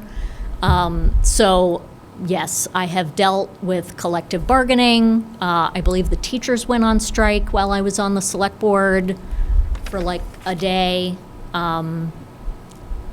So yes, I have seen a lot. Okay. So let's ask about a positive experience then. Have you been able to identify someone that you were working with or was perhaps reporting to you that was a high performer, and you worked with that person to help develop them and send them off into the workplace? Or Yes, I take mentorship very, very seriously. I would not be where I am today if it were not for the mentors that I had. And I really want to give a shout out to Lawrence Speed at Amtrak, who technically I was supposed to be his administrative assistant, but he took me everywhere. And that, opened doors for me. I really got to understand the bigger picture and how things really worked. And I met a lot of people, and it just made the job way more fun. So I'm just really, really thankful for a lot of the opportunities that I've been given. And I make it a point to foster that, with people who I see great potential. There was a particular employee at MassDOT, and apparently he had applied for the fleet administrator job. He had 25 years of motor equipment experience. He could fix anything, and he was not happy when he didn't get it. I didn't know this. We became friends. He found an excuse to, make my acquaintance, and we actually really hit it off. And he became one of my favorite people that I would rely on for, that equipment expertise. And when I was applying to Harvard Kennedy School, I asked him to write my letter of recommendation. And at first, he was like, find somebody else. I don't write that well. I don't want to embarrass you. And I'm like, Kevin, you can write this letter. And that's when I found out that he had applied to be the job, and that I had won him over. And I think he said something like, she has a drive that makes you want to be part of her team. And so another year later, I had advocated for these other positions to be created, because it was just, it was getting difficult to keep track of things in the districts. Things were very kind of siloed, and so I pushed for 6 roles to be created that were assigned to the districts, but that would work with my office to keep track of where the vehicles were stationed. And I I helped him with his interview. I was not on the interview panel, and he got that job. Excellent. Great example, thank you. So you mentioned previously that Brookline has an elected town meeting. Here we have open town meeting, which has its own unique charm. And obviously a 3-member board of selectmen, which I think you said you had a 5-member board. So how would you envision your approach to working with the board of selectmen, you know, coming from your perspective as a former select board member? As a town administrator, how do you envision that relationship? You know, you obviously have worked with town administrators before, but on the other side of the table, how would you approach it from this perspective? I want to be in constant communication with the board. I want to have a very good working relationship. I want to earn your trust and respect. I want you to, you know, value my judgment. And I like being a public servant. I like that, you know, being an elected, and I like that being a public employee. So first and foremost, you guys are the policymakers and setters of the town. I can get you information, I can make recommendations, I can keep you informed as to what I see. And I would hope that, you know, you will reciprocate and let me know, you know, what you're thinking and feeling, and, you know, hoping the direction for this town so that we can, you know, make a plan that we're all comfortable with. And then for, you know, town meeting, the public in general, you know, I want to be the face. I want to be the face. I want to, you know, get out into the community. I want to make people feel welcome, feel, you know, really excited about what's going on in town, and feel very proud about all of the things that you guys have accomplished. You know, the fiscal discipline is quite good for a town of this size. A lot of things, you know, moving in the right direction. So there's a lot to point to say, you are getting your money's worth. We're keeping things, you know, very minimal, and we understand, you know, that everybody wants to keep affording to live here because it's such a great community. Yeah, great. Dan? I actually got a couple questions for you. What was the MBTA project you worked on? It was a disability project. Okay. So it was lighting in a lot of key stations to improve, you know, to make sure that people were not tripping or, you know, having a hard time navigating. Okay. So some signage and some key lighting in, you know, darker lit stations throughout the All right. system. I did have some grant questions, but between Nate's questions and you expounding on other areas, you pretty much answered them. But I will say that I have two other questions. One, I'll set up with an analogy, either, with the Amtrak background, I can give you a railroad analogy or a golf analogy. Railroad. Okay. So, I'm a railroader when I'm not volunteering in the town. So, in the railroad industry, there's many protections that go along with what we do. I'm a locomotive engineer, I drive trains. And the faster you go, generally speaking, the harder it is to get in trouble, because there are so many protections at 80, 90, 100, 150 miles an hour. It's when you go slow, when you're at 5 miles an hour. There are just electronic things in the system that don't work at 5 that work at 150. Things that protect speed and signals and stuff of that nature. Okay, so on the lines of that, 150 miles an hour, there's 15 things in the system that are designed to stop me from failing. So on that line, your resume has many things that are very, very large scale. 5,000 pieces of equipment, $30 million budgets, things of that nature. So how do you feel that you would adapt going from all of your background being very large scale, massive, to Plympton, 3,000 people, very small staff, very small budget, and that scaling down sometimes can be very difficult. How would you approach that? Well, so my current job is at Brookline Interactive. It's actually the local access cable station. We're 7 people, and I am the director of operations, chief of staff. That was an adjustment, but I find that communication is really the thing that makes or breaks an organization, and especially a team. The other thing that I will point out is I've never had an administrative assistant. When I was the fleet administrator, I managed my calendar. I replied to all of my emails.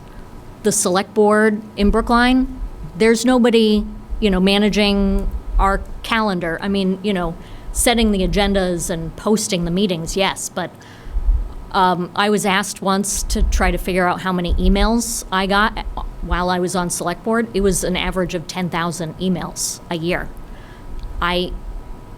I was the only one with access to my email account. I answer all of my own emails. I've always managed my own calendar. So I am pretty self-sufficient. And even at large scales, so the fleet administrator, for example, I only had 3 direct reports. And then, they had direct reports to them and whatnot. I knew every single one of the people who ultimately reported to me, because that's just the kind of manager that I am. But you could plop that in pretty much any setting. Now, will it be an adjustment when there's not enough money? There's not enough money for pretty much any town right now. We struggled with trash collection. There was a huge, food fight on the floor of town meeting over privatizing our trash collection, but we just could not recruit enough people to work for the town anymore. So everybody's feeling it. The best I can say is that I really get along with most people. They can tell I'm genuine, that I care. I'm a very strong communicator, and I really want to see everyone succeed. Okay, thank you. That's all I got. Okay. Mr. Smith?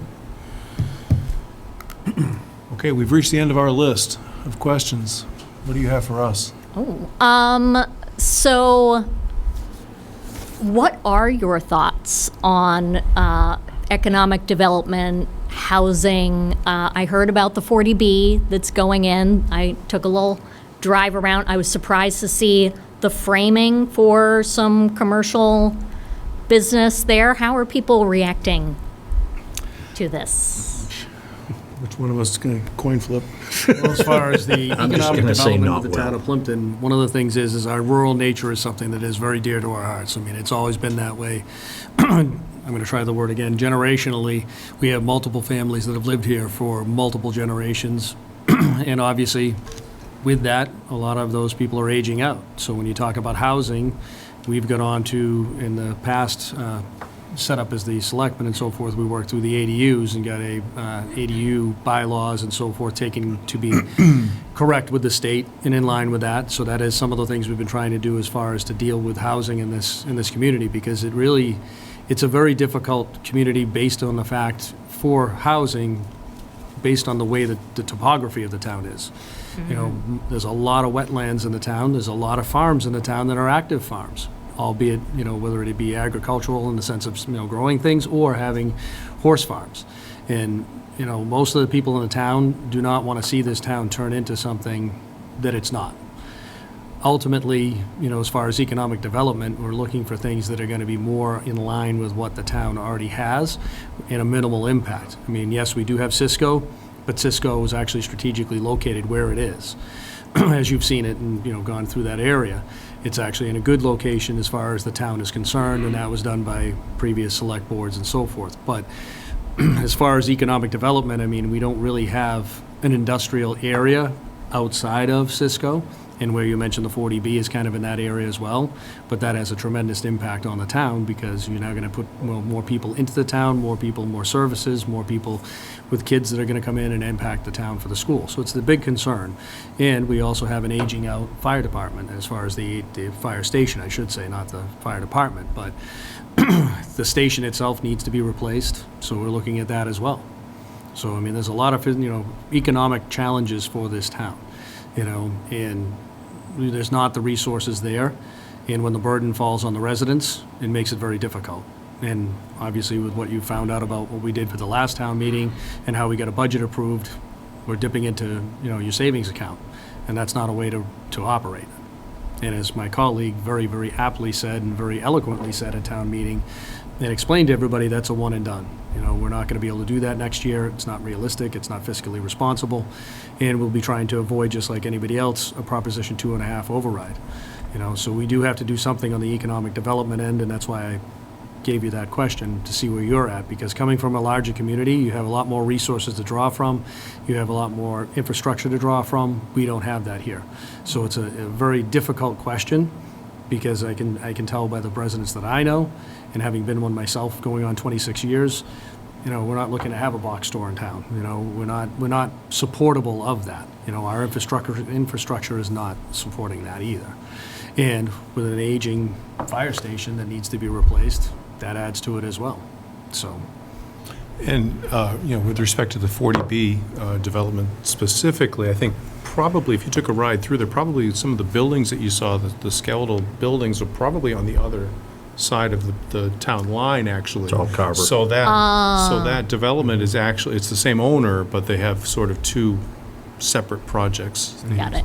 The Carver side of things is a light industrial warehouse type situation, and then they're looking to develop the Plympton side of things with 60 housing units. And as Mr. Smith mentioned, that presents its own challenges. They did not want to set aside any of them as over 55, so that rankled a few people. One of the bigger challenges that we face here, we don't have any city water, so it's all private wells. So there's rightly so, a lot of concern about the aquifer being contaminated and all of that. So, and open space is very important to the townspeople here. So there's a lot of unique challenges here in Plympton that are what make it the town it's why we all came here, but certainly makes it difficult from a development standpoint and attracting new business. And to add on to my colleague as well, as far as Open Space Act, is part of our aquifer as well. Yeah. So even within the confines of the town, it's roughly around 15 square miles.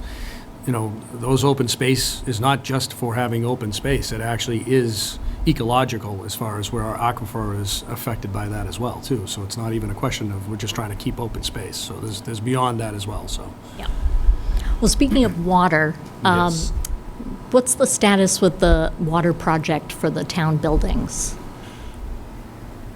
We are in the process of soliciting bids for a project manager because the project involves both exterior wells, physical wells, and then also water treatment inside the building. We need to secure a project manager, so we actually just approved a process, set of guidelines for that process, and the project actually just went out, I believe it was just advertised last week, to all of the, the state, appropriate state agencies and all that sort of thing. So it's ongoing. Originally, the project was part of a town campus vision that included a new fire station. The fire station did not pass at the most recent town meeting, but we still are under guidance from the state that we need to correct the water issues for this building and for the library and the police station. So we still need to proceed with the public water supply project. So we are doing that as a separate project. Great. Those are my Anything else? questions. That's it? Yeah. Okay. Then time for the tough one. You're a tree. Okay. What kind of tree are you and why? Willow. I love willow trees. Yeah, no, I love willow trees. They're romantic, they're sturdy, they bloom. I just love everything about them. Nice. Great. Thank you for coming in. Nice meeting you. May I shake your hand? Of course. Okay. Thank you so All right, much. thank you. Opportunity. Yes, absolutely. It was nice to meet you. Thanks, Heather. Appreciate it. Drive carefully home. Will do.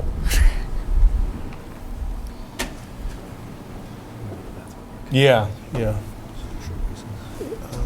We should probably have time. I think we'll take a 5-minute recess.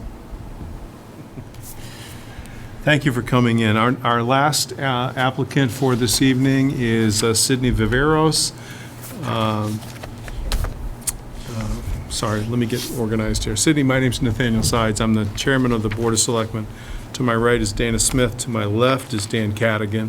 We'll be taking a few moments tonight to get to know you a little bit, answer some questions you might have for us about the town of Plympton, and see if there's a good fit here. So Sounds great. Thank you, Chairman Sides. appreciate you coming in.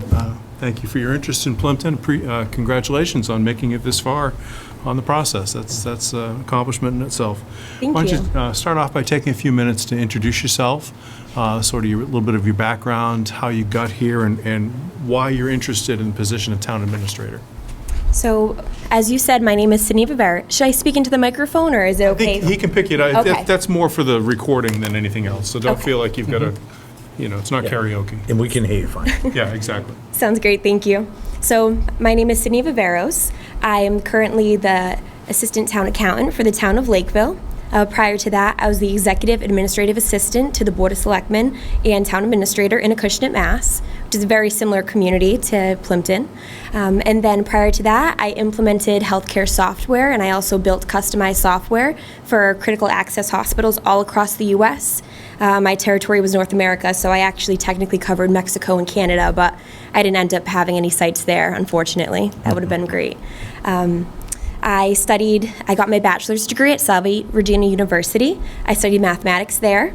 I'm currently enrolled in the MPA program, Masters of Public Administration, at Roger Williams University. And I currently, or recently I should say, completed my MMA Suffolk University Local Leadership Certificate through Suffolk University, and it was like a combination MMA Suffolk. So we had classes in Barnstable, so that just wrapped up in June. And I'm excited to be here today because I have learned a lot about Plympton through actually my MMA course. We discussed it a little bit there. And I just think that Plympton's a wonderful community. It holds traditional values, and it has a lot of great people and a lot of, what's the word I'm looking for? I want to say grit, but you hold strong over here in Plympton, and I really appreciate what you've done to make the town the way it is, that right to farm community, agriculturally based, and really resident oriented too. Excellent. So how, in your mind, how would you describe the role of a town administrator, and how do you think your management skills fit into that role? So to me, a town administrator is someone who has expertise in municipal government and should be a great liaison and advisor to the Board of Selectmen. So ultimately, you are the appointing authority and you make all the decisions, but it's great to have like your right-hand man to give you some advice if you're unsure, and then also lead you into what Mass General Law requires as well. So having a great understanding of that is very critical for this role, as well as being that liaison between you and all your department heads, and also being someone for the community as well. A lot of people like to speak to the town administrator because they're usually here on a daily basis, where the Board of Selectmen, well, I'm not sure your involvement or how often you visit town hall, but you're not here as often as the TA is. So just someone who they can communicate with, who's on the same level as the Board of Selectmen, and can truly just be part of the community and also lead them with sound mind, and mostly give you advice or just an opinion on what you think would be best. But at the end of the day, it's up to you what you decide is best for your community. So if we were to offer you the position, what do you think your first 100 days would look like in your role as town administrator for Plympton? That's an excellent question. So I think that it would definitely be a lot of observing and learning. So I'm not here to implement new ideas or reinvent the wheel or anything. That first 100 days would definitely be meeting with department heads, being more involved in the community, learning what we need, where we're standing, and just trying to get a general idea of what's happening. After the first 30 to 60 days, I'd say that's when you can start taking that information that you collected and putting it into action with potential ideas of what may work, what may not work. And then by day 100, hopefully be 99% on your feet to be able to make those executive decisions or executive, I would say, recommendations. I don't know if I should use the word executive for that, but just trying to give you the proper and sound advice that you deserve. And in Plympton, you alluded to it a little bit about our character of the community. We rely a lot on volunteers and a lot of folks like that to staff our committees and boards, and it's a challenge to get folks to do that sometimes. How do you see your role, and how would you help encourage people to step up and fill roles in the community? At the end of the day, if they want things to happen in their community, they need to step up and be part of their community. So I was recently part of, in the town of Acushnet, we were looking to build a new golf course. A new clubhouse on the golf course. Right now we have a trailer, and it's about 25 years old. It's way past its shelf life. So they established a citizens committee, which allowed for us to use our resources and our townspeople who have a great skill set and come together and on a volunteer basis to pretty much work with a consultant, get ideas together, and that saved the town a lot of money as well, instead of hiring someone for that position or hiring multiple firms to help conduct that process. So I would definitely encourage our residents to say, or to have the mindset of, if you want something to happen, this is your opportunity to put your say in, so you can get exactly what you want and really be able to benefit from what is going on in the moment. So if you don't act now, you can't complain later. That's my ideology. And I think before, I do want to mention something too. You mentioned how would my first 90 or 100 days look? Sure. So I have a few connections in the greater Plympton community. So I have really good connections with the town administrator in Halifax, and he has talked to me several times on the phone about what's going on with the school district, with Silver Lake and things of that nature. And I have through the MMA program, I was able to meet a lot of other professionals and department heads in the greater area, like, for example, the town planner in Carver. So just those are a couple that are really close to Plympton that I figured I'd mention, and I could also learn from them as well to try to get a broader aspect or idea of what the community is like, just not only in the town, but in the surrounding communities too. Sure, great, absolutely. So, sorry, I just wanted to bounce back to that. I forgot to mention it. That's good. Any resource is a good one. Thank you. So Plympton, like most cities and towns in the Commonwealth, are under tremendous financial strain. No surprise to anyone trying to live within the constraints of Proposition 2.5. Talk to us a little bit about your experience with municipal finance and budget preparation in your role as accountant, or whatever kind of experience you might have there.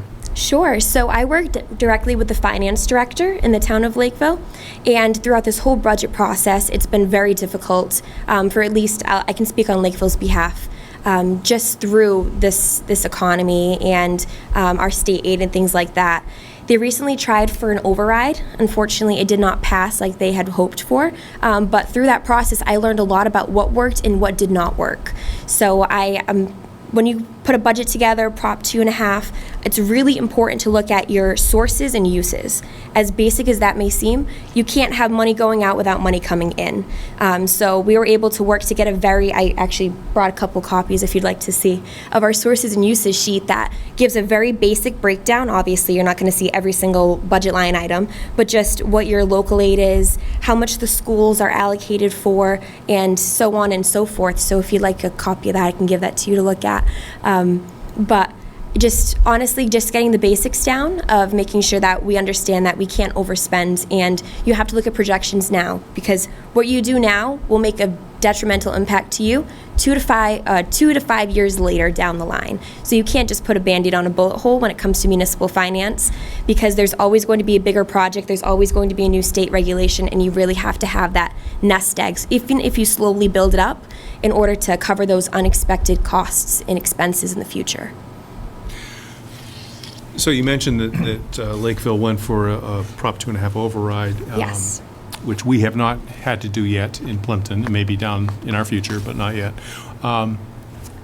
Why do you think it didn't work in Lakeville? I think that there. If you can say, I mean, there might be something you're not comfortable speaking to, but if you can, Yeah. why do you think it didn't pass? Certainly, I think it has to, so they did a fantastic job making it clear with community outreach, but sometimes you need to show your community, okay, you have an idea, but these are the two routes. So instead of just saying, this is all we can do, you need to show them why one thing will work and why one thing won't work. So pulling from stabilization is one of the last resorts that you'd go to, unfortunately, or pulling from free cash to fund the budget, just because those are one-time revenue sources, for example. So we actually currently have a citizens petition special town meeting to try to do both of those things. So we're working on a PowerPoint today, myself and the finance director, of why this will work, why that won't work, and that's a new approach that we're trying out because I wasn't as heavily involved in the community outreach at that point. So we're just trying to be more transparent of, instead of saying this is the best way to do it, this is why this is not the best way to do it as well. So I think that's very important to explain to the public. So you think you could have done a better job of communicating Yes, 100%. the need for the override? Okay. Yes, sir. And what about alternate revenue streams in Lakeville? What are your thoughts on those? What have you been involved in? What are some opportunities out there to encourage different revenue streams to increase, tax base or whatever for a community? Of course. So new growth is something that we always love to see because that is a year after year revenue source that you will have. Other than that, just taking advantage of the state's grants. The grant, so you have a bunch of one-stop grants. That's 14 different varieties of grants that you can access through one portal, which is an excellent source. You're an MBTA community, correct? Yes. So because of that, you now have an open door of more grants you can actually apply for as well. So I would just say grants are a great additional revenue source for special projects, for capital projects as well, and then just promoting new growth but in a sustainable way. You don't want to start selling off huge tracts of land and completely changing the community itself, but allowing for more measures to have larger businesses in isolated areas, maybe just like Cisco is. So I know that's an excellent source of revenue for Plympton, right? Yes, definitely. Definitely. So, speaking to the grants a little bit, have you had any direct involvement in grant writing, or what's been your direct involvement with that process? Yes, I did a lot of grant writing in the town of Acushnet through different sources. So we did grant writing through Mass DOR. So I did a tree grant. That was like my first grant that I wrote over there. And then I worked with Eversource Energy to have smaller grants. We hired a town planner, but I still did refer grant programs over to her, but I've written several grants of my own as well. So it's mostly just looking at the guidelines, seeing how you apply, and doing your best. Even if you don't think you could get it, I think it's still worth the time to try because you never know if you could be what they are looking for without even knowing it as well. So. Sure, great. And how about project management? Have you been involved in overseeing any projects specifically, or any budgeting involved with capital projects or anything of that nature? So I did all the bid solicitations for the town of Acushnet. I did that on the Central Register, Combis, and I also posted them locally in the paper and online. And then from there, we worked with a lot of consultants to get certain projects done. For example, I did have a great deal of involvement with the state and with our state rep, Mark Sylvia, on our Slocum Street Improvement Project, which was an infrastructure project. So there were state funds that were given to us like 8 years ago or so, I'd say by now. So it was a long time ago. We had $1 million waiting for us, and it somehow got lost in the pipeline. So I worked very closely with Representative Sylvia to find those funds and be able to bring them back to the town so we could fully implement our project. I was part of the payments and essentially reconciling whether the work was done or not for that project. Thankfully, it was very close to Town Hall, so I was able to work with the company that we subcontracted for who won the bid. So I'd say that's the closest I've gotten to project management on the municipal side, but it was still heavily involved between accounting, administration, the state. It was a very in-depth project. So when you say you were involved in soliciting the bids, Yes. were you preparing the bid documents yourself, or did you, physically place the notices in the newspaper or somewhere in between, or I did both of those. Thankfully, for our bid documents, we did have a general outline of what we've used in the past. So all I did was make it applicable and make sure it was legal with town council before posting anything. But I was the last line of security before it went out the door to make sure everything, all crossed the T's and dotted the I's. Excellent, thank you. You're welcome. So on the HR side of things a little bit, have you ever had the opportunity, or have you had the experience, I guess, of working with a colleague that you felt was acting unprofessionally? And you can define that however you want, whatever unprofessional means to you. Describe that for us a little bit, and how were you able to resolve that? So we did have an employee who was acting a bit unprofessionally. He was making rude comments toward a certain individual at Town Hall, and it actually turned into a little bit of an investigation, and he eventually resigned from his role. But I was involved in disciplinary action on that, so I called him in. I was the first person to speak with him. He did speak with the town administrator, and then from there he had several meetings with the select board, and then I was part of coordinating the meetings with our investigator for that. And like I said, he did end up resigning from his role, but I was part of that. We also I've been responsible for disciplinary action for another employee who was not doing his job well. So it wasn't really inappropriate. I guess it was inappropriate in the sense of he wasn't doing the job he was getting paid to do. He's spending a lot of time on his cell phone, disappearing for half hour, 40 minutes at a time. So I was responsible for writing up his formal written notices to put on the personnel file, as well as schedule meetings with him and the town administrator and his department head to make sure that we were able to rectify this and give him his verbal warning and note-taking of that. And then from there, I took it upon myself to check in on him, see how he's doing, because he's really a very, very kind individual, but I just don't think that he had the proper structure to do well.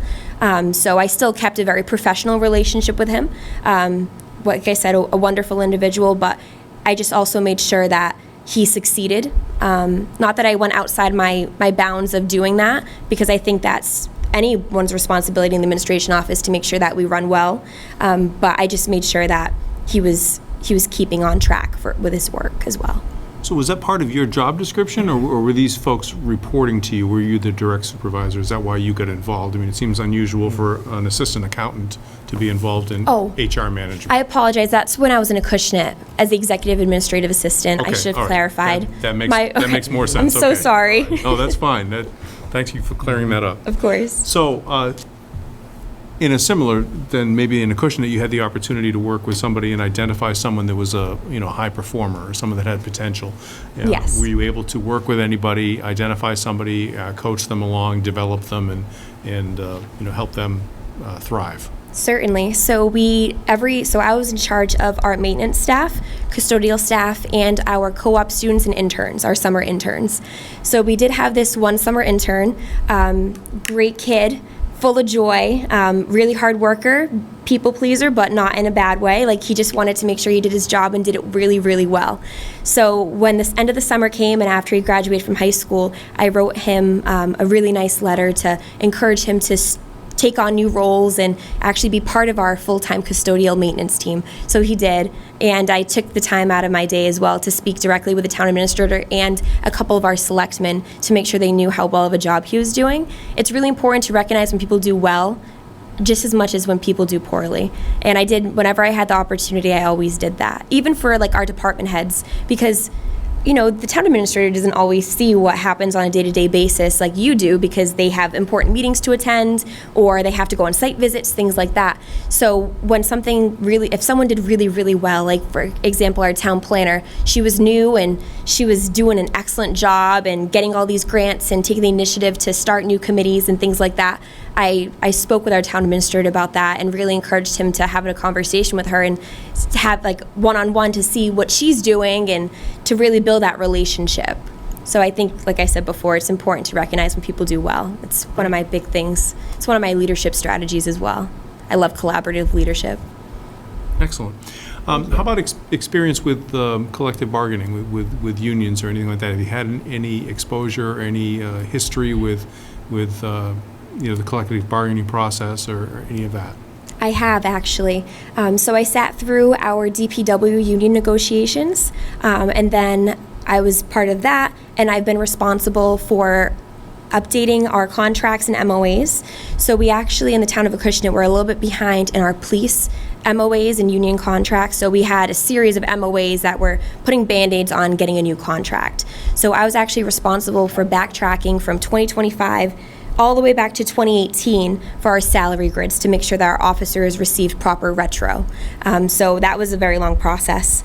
So I was able to be part of that. I added any, what's the word? I don't want to say literature, I could say verbiage to the new contracts. So I was responsible for implementing that and making sure everything was exactly as noted. I wasn't sitting in any of the police union contracts because they were going on before I started. So it wasn't really appropriate to be entering union negotiations midway through. So I just took all the notes that were taken and I implemented them directly into the contract and made sure it was up to date with all the right figures. So that's my involvement.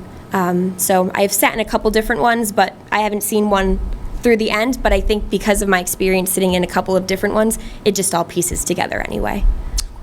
Okay, excellent. So how do you think you would approach working with the Board of Selectmen in your role as town administrator, and how would you define a successful relationship between a TA and the board? I think having an open communication relationship is highly important. Without communication, you can't get anything done. You can't assume anything either, because you might have something, you might say, I want to take step A in this direction, but I might not understand why unless I ask. And then we can have a full image together, because you might have a plan down the road that step A would be working better than step B. I also feel that we should have meetings often, maybe like once or twice a week, just to have one-on-ones, touch base, see if you've spoken with anyone in the community. Do you have any ideas? Is there anything you want to work on, any initiatives, before we get to our bi-weekly selectmen meetings? I also think, like I mentioned before, I would serve as an advisor or a liaison for you. I wouldn't necessarily be making any of the decisions, but I would be implementing the policies that you set forth for me.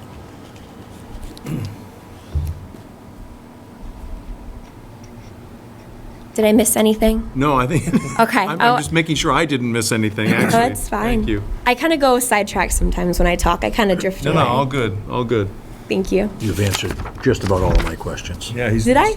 He's checking them off as we go along here. He's Oh, only got thank one you. left. As soon as you expound on his question, you encompass mine, I check it off, and I think this is moving along great. I promise I haven't seen it, by the way. Whatever list you have. No, that's okay. We occasionally do things like public interviews at 6:30 on a Thursday night. Would you be able and willing to work nights and weekends as operationally necessary? Certainly, sir. I mean, I don't even know why I'm asking that. No one's going to say no.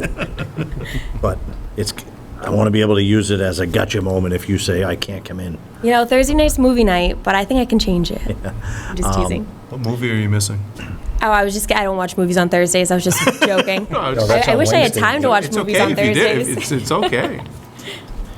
The trivial thing, but you mentioned that Plympton was discussed at Suffolk. Yes. In what context? Mr. Lynch discussed Cisco, as you were doing a very good job from my understanding of taking Cisco's funds and properly allocating it toward the town and the town's future. Yeah, that really had nothing to do with the interview. I was just trying to see if there's an No, angle no. to get a royalty here. No, I wish. That would be Alternate nice. revenue but source. Mr. Lynch to you. Alternate revenue source. No, but that's a good example, and you know, honestly, none of us in front of you had anything to do with that. Well, I shouldn't say that. Maybe Dana did. But yes, previous iterations of this board and the finance committee 15 years ago had the foresight to set aside a certain percentage of the tax revenue from the Cisco property as our capital improvement fund, and we were able to build a police station without raising raising the tax rate, for example, and it has been, so it's nice to see that it's recognized. It's a great story to tell. Yeah, no, and That's excellent. there are some smart people, a lot of smart people in town, and it's nice that they had the foresight to do that. So. Although you didn't start it, I have a lot of respect that you're keeping it going as well. I think that not changing what they've done has helped, certainly. As easy as it could be to pull those funds, you've been very responsible with that. I'll just ask this one thing. I don't know if you got a chance to look at any of the other candidates because they were publicly posted, but that aside, even if you didn't, what do you believe a couple of your standout qualities are that we should be looking at? So that's a great question. So I wanted to look at them. You're going to get. I saw their names, so I'll admit that. And then when I Oh, saw no, they were that, public. It would be okay is. if you saw any of it. so I know that they also posted the resumes and the reference sheets, and I wanted to look at it, but I scrolled really fast to my name because I said I didn't want to look at anyone else's. This is my interview, and it's my focus, and I want to display to you what I can provide you and not compare me to anyone else. So with saying that, I would say that I'm a very strong communicator, and I'm a very open communicator. Communication doesn't always have to be what you want to hear, but it has to be what you have to hear too. So that's one thing that's I'm very good at, and I'm very gentle with my approach, unless you're disrespectful, and then we can play a different game. But I also have a great deal of pride in my work. So your success is my success, and my success is yours as well. It's reciprocative. So I will stay late to make sure things get done. When I worked in Acushnet, oftentimes we left at 4 o'clock, it'd be 4:30, and our town administrator, he always stayed late anyway. He'd look over his shoulder and say, "Sydney, go home." He'd yell at me across the hallway, and I'd say, "Just 1 second, I want to finish this one paragraph." Just because I'm the kind of person where I'd rather finish it now so I don't have to worry about it tomorrow. Saying that, I hope I wouldn't have to stay 5 hours late every day, but if it means I'd have to, I'd rather make sure we get it done and everyone's on the same page. I also, when I make a promise, I keep it. I am a woman of my word, so if I say I'm going to get something done for you, it might be creative, but it's going to happen and it'll be done well. So those are a few things about me. And I treat, like when I was in Acushnet, I would spend so much time trying to find the best deal on file folders. I found one for $333 for a 100-pack, and I felt so proud of myself. And I always made sure that I found whatever we could, and I stretched our budget as far as we could because we had limited resources, and we didn't have the luxury of having a very plentiful budget. I'm sure you understand that as well. So those are a couple things about me. I'm frugal, I hold my word, and my success is your success, I guess, if I want to recap that. Oh, that's great. I'm sure if there's something else, I'll probably email you later and tell you. I'm really good at that. That's So, great. on that same vein, and with the risk of being redundant on some of the points, but obviously, being a town administrator, you're looking towards the future of our town, and as you have looked into it in Suffolk, as my colleague in the end had brought up about the fact you discussed Plympton and Cisco and so forth. When we talk about the way that our tax rate goes and what we have as a burden here as being a very small town, even compared to Lakeville, which I know is not a huge town either. But having said that, I'd be curious to hear what your thoughts are on an economic development plan for our town beyond what we have with Cisco, because Cisco is a great boon for our town. We're very thankful to have it, but it's not the whole thing. Yes. And being the unique character of this town, I would just be curious as what your thoughts would be as far as where you would be planning-wise for economic development that would fit the town of Plympton. I think I would definitely, in those first 100 days, get to really know the workings of Plympton, getting to understand their economic history a little bit farther than what you can read in a news article online. I think I would also consult with some local leaders. For example, I could consult with Mr. Lewis in Carver and see what some of his plans are, what has worked for him, and what he sees Carver's future like, because neighboring communities, they have a lot in common for the most part. So I would definitely take a look at that. I'd say, okay, if we can look at our zoning. So I know that the zoning here is a 60, for residential, for example, 60,000 square foot lot, 175 to 200 foot frontage. That's very, very similar to the town of Acushnet. We also have a 60,000 square foot lot, but only a 150 foot frontage. So that's just one residential example. You could try to expand your commercial district, so your commercial zoning. In the town of Acushnet, we actually have 3 different zones. We have residential, commercial, and industrial. So we have an aggregate in town, very, very large, lucrative business called PJ Keating. Are you familiar? No. No. So they have a soil removal permit with us. They actually were on hold for a few years. They had a cease and desist because we weren't able to have a agreeable soil removal permit in town. So while I was there, we were able to do that and actually implement a host community agreement. So we were able to benefit financially off of what they sold in the aggregates that they cultivated from the earth, as well as the asphalt that they produce with such cultivated materials. So that was a really great process. I got to work with the president of PJ Keating. One of our select board members was served as like the main point of contact or liaison for it. And at the end of that very long battle, we were able to get a very mutually agreed upon permit. So that ended up working in both ways, where they could now function, and then we could actually be able to have our residents be happy with what they were doing in their processes and such. So I guess we could probably, I know that you have a sand pit in town, right?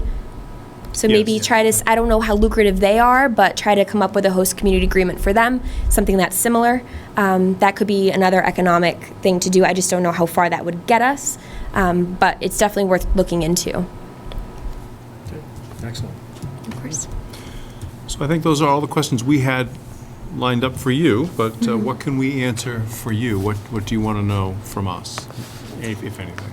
I'm a little curious to know what you look for in a town administrator. I don't know if you're allowed to say that, but maybe later we can talk about that. Kind of curious. I think, I am the last interviewee. yeah, that's true. I guess, but Yeah, so that means, yeah. I think it's one of those things that, we'll know it when we see it. Mm-hmm. It's kind of like what was that? Is that art? You know it when you see it? Yeah. Certain kind of art. I think, one of the challenges that we face, there are many challenges we face in Plympton, not the least of which is we're, a very small town. Prior to this position being available now, we only had one town administrator previously. So we don't have, and she did a great job. She came in not having a lot of experience herself in the role, and she grew into the role. She did a lot of things to modernize and professionalize the town government structure here in Plympton. But there's more to be done. So I think we would be looking for someone to build upon what she started and her successes. I think there are some challenges in town with, we have an aging population, but at the same time, we have a lot of younger professionals moving into town, and that's a delicate balance because their needs are different. So I think we need someone who's going to be able to skirt that boundary, and appeal to both of those different camps. Mr. Smith mentioned we have folks that are multi-generational here in town and who are very concerned about being able to afford to stay in town. It's a very real fear for a lot of our citizens, and so we need someone that's going to be able to come up with some sorry, I'm drawing a blank. Creative, I don't know why that's such a tough word.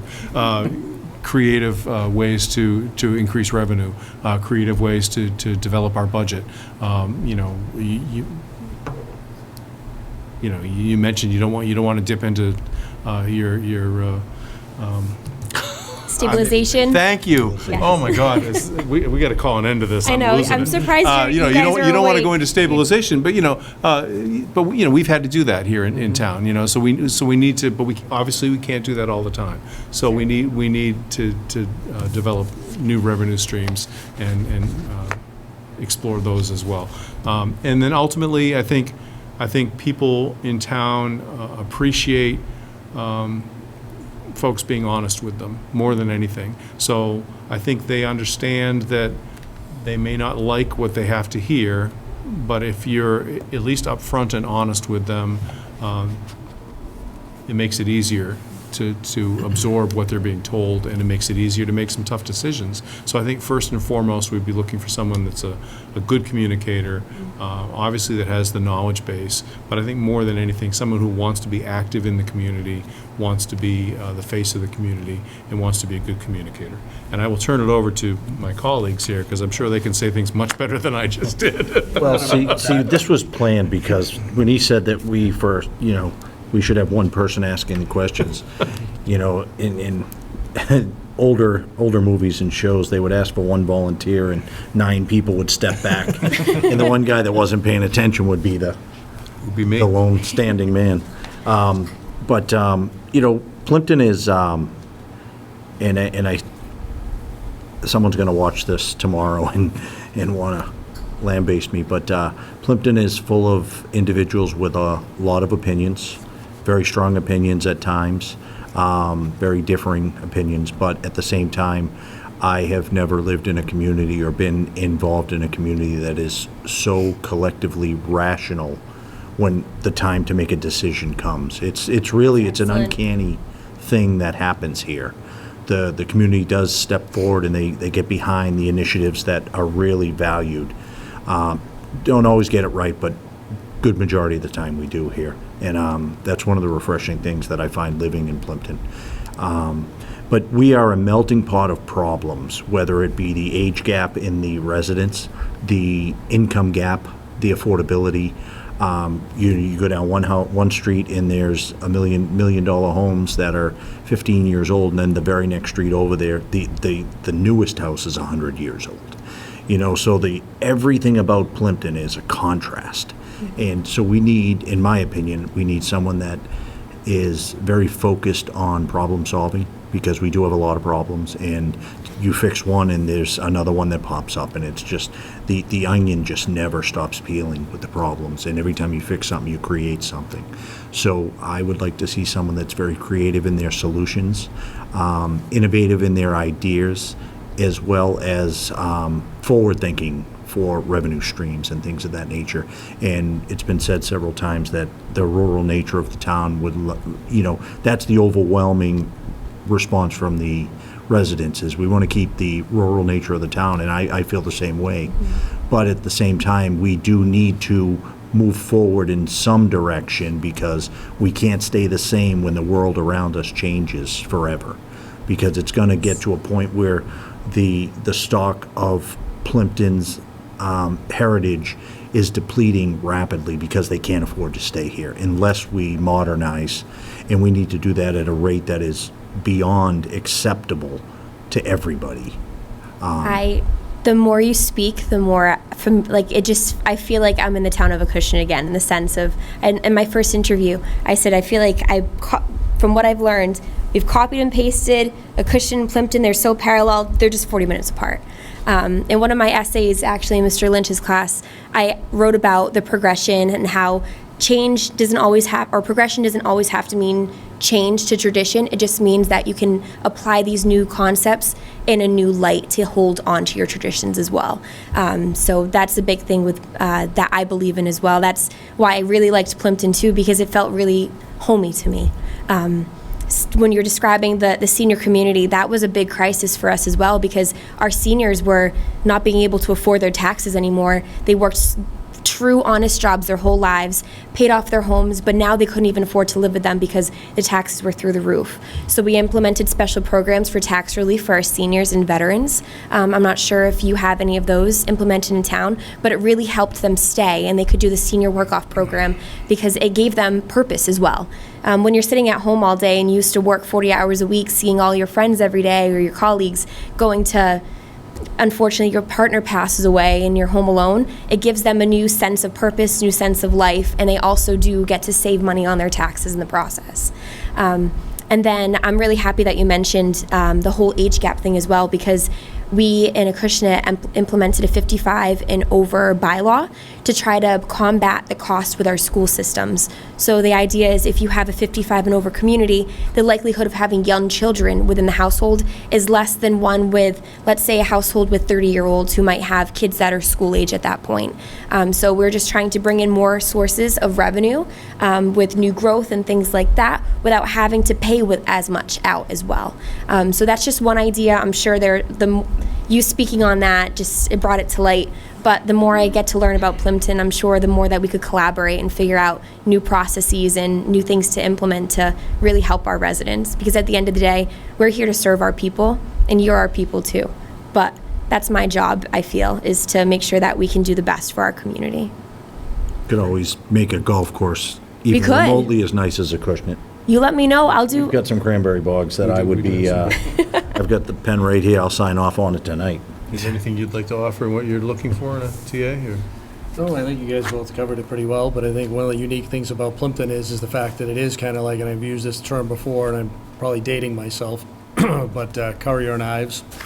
You know, I mean, we have a very unique, I know, but I knew you'd pick up on it. So, because you probably have a couple of those paintings in your house. But point being is that with this being that unique charm of this town, it's one of the things that I know that our residents really, really want to hold dear, and that's where it does bother me on the fact that our elder residents are, I hate to use the term being pushed out, but economically are being forced to make bad decisions to be able to move out of here. So, and as I discussed, prior to meeting with you today, we also, the prior setup of the select board was basically we got the ADUs to be correct for our town. So it's one of the ways we could do it. And one of the unique things with Plympton is as much as we have some space, a lot of our open space needs to be kept because of an ecological reason for our aquifer and so forth. So we don't have a lot of space to expand. We have a lot of horse farms. We have a lot of agriculture in this town as a right to farm community. So it presents a lot of unique challenges that are not just a simple thing of saying, okay, we're just going to, throw up a golf course, or we're going to put in a box store or something like that. And I know that pretty much most of the town is going to say we do not want to have, a box store here. I'm very grateful to have Cisco as we do, but again, we're kind of limited with that. So it's going to take, as my colleague mentioned, a lot of creative processes to make it happen. I do believe there is that future. I do believe that we can do it. It's a matter of having the right people plugged into the right positions to be able to make it happen, and that would be the future for the town. So it presents some serious challenges. It really does, because you don't want to lose the rural charm, but on the other side, you can't keep on putting this tax burden on the residents. It's just not fair, and it's going to lead to a lot of problems because it's just getting too oppressive. And there's a lot of people moving out of town. Unfortunately, you drive around, you see a lot of for sale signs up. And that wasn't the case in the 26 years I've been here in town. So, so definitely we have a lot of challenges. Whoever takes that seat as a town administrator, you got to come up with some creative and innovative solutions for this, because we're elected officials. We may not be here for the same amount of time as the town administrator is here. And that's one of the points that I like to try to think of is your position may outlast the three of us, or two of us, or one of us. So it's going to be the constant versus an elected board. So I think it's really important to have a great relationship with your state reps as well. Just as Representative Sylvia did for us, I spoke with Representative Lenatra a few weeks ago on the phone, and we discussed Plympton a little bit. And I think having that really strong relationship and that position in the State House where you have your representative very involved and can advocate for you and be able to get funds and not only funds that exist already, but additional funds too, just to try to help us be able to complete projects so we don't have to raise the taxes and things like that. I know Representative Sylvia isn't your representative, but he stated that he wants to start initiatives to try to get funding for public safety buildings, like for the fire station. So I know we can get grant funds for the schools very easily, but getting grant funds for public safety buildings is very, very difficult. So even I hope that you choose me, obviously. I think that I'd be a fantastic fit for your community, and I think that we could work really well together. But regardless, I'd really like to continue to work with Representative Sylvia to try to get that initiative going, just because there are several communities in our area, even in the greater Plymouth area. So, like, Rochester needs a new fire station, Acushnet needs one too. Actually, I don't know if you know, but Rochester has to spend extra money on special-sized trucks that are smaller just to fit into the facility that they have, which is kind of a crazy concept to think about. But I just think that there's so much that we can do here, and there's so much that we can work toward to get assistance in the future that maybe we can't get in 3 years or 5, but we can get in 8. So it's just a constant progress, a constant push to make sure that we have exactly what we need from the state, and also to try to see what we can do within ourselves too. I'll just say this, I think over the years that I've been here, it's only 14 years in town, but there have been a lot of really well-placed people in town in different positions in committees and so forth. And unfortunately, I don't think we've had enough of those well-placed people at the same time. And every committee and every board has had a tremendous outpouring of great people. But I think we're in a position now, we're very close to where we've got enough of the right people in the right places at the right time. And we're in a really bad spot, like a lot of towns are. And I think we can make some changes, and finding that extra piece with a new TA is going to be very integral part of that. So as our final question, we'll lighten it up a little bit. Sure. You're a tree. I'm sorry? You're a tree. Sometimes a little hard of hearing, but no. I'm a tree? You're a tree. Okay, I'm a tree. What kind of a tree are you, and why? All right. Do I pick my favorite tree, or do I pick my strongest tree? Can I pick my favorite dog breed? Can I be a dog? No, I'm kidding. Let me just give you a lifeline. This is not a sink or swim answer. Yeah, obviously there's no right or wrong answer.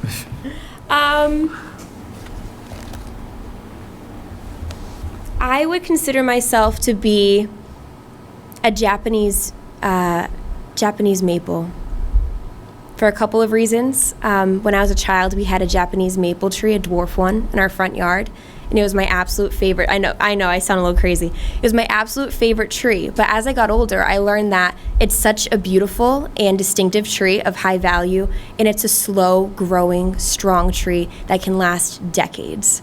And I consider myself to be that too. I want to have strong roots and be something that can really be worth, admiring. That sounds really bad, but anyway, I would say answer. Japanese maple. It's a great answer. Thank you. I'll think you're- email I you think later you're the- with a better answer, but You're the first Japanese maple I've ever had reply to Really? before too. Yeah. good to Thank know. you. Cindy, it's been great meeting you. It's been great chatting with you. Thank you very much for Yes. coming in. We appreciate it. Our next steps, we're not going to make a decision tonight because, as you can tell, I can barely complete a sentence at this point. So we are going to take a couple of days individually to consider our options. Because of scheduling and some other conflicts we have going on, we're not going to be able to get a chance to meet again until Tuesday. So we will be convening back again on Tuesday, at which point we will be making a decision. So you'll definitely hear from us early next week. Excellent. And thank you again for taking the time to meet with me. I really appreciate this opportunity, and especially at this hour, I'm sure you're ready to go to bed after 4 interviews. So, thank you. Thanks for coming in. Thank you. If you have any follow-up questions, feel free to email me, call me. I'm available. Okay. And if you want to see that sources and uses, if you're interested, I can give it to you. Absolutely. So I actually brought a lot of papers. I like to do my research. Okay. So don't mind me and all my chaos. But I like to be good. prepared. So this is 5 million copies of my resume. There's about your town meeting. Let's see, free cash. Sorry. This is the Rickus. We have a much shorter ride home than you do. Also, did you know that the winter aid recovery, have you been told that you received $93,000? I don't think so. No, but I like the way Here you... you go. Here's the form to fill it out. Give it to your town accountant. I did, let's see. Oh, I think that, yes, Yeah, so they are working on The that. RAP funding, you Yes. received $92,179.49. Okay. Figured I'd let you know. Awesome. And I think you might have to do 1 sheet per reimbursement invoice. I'm doing this right now. I just started doing it today. So if you need help with that, or if your town accountant needs help, let me know. Okay. And I'm happy to help. Appreciate it. So here are two, I actually only printed one copy of each. So we have our sources and uses for our past override, so if they passed it, and then what would happen if we failed. So the only difference you'll see between the two, for the most part, is that highlighted value is the override that they'd accept by the townspeople. So you're welcome to keep this if you'd like. Okay. And just take a look at it. I just think it's a really, really beneficial document. It's a nice resource. Yeah, of Definitely. course. And if you Thank need you. anything, let me know. I'm sure you want to go home, so I'll let you do that. That's all good. But once again, it was wonderful to meet you all. Thank you. Nice to meet you. Nice to meet you too. Thank you, Sid.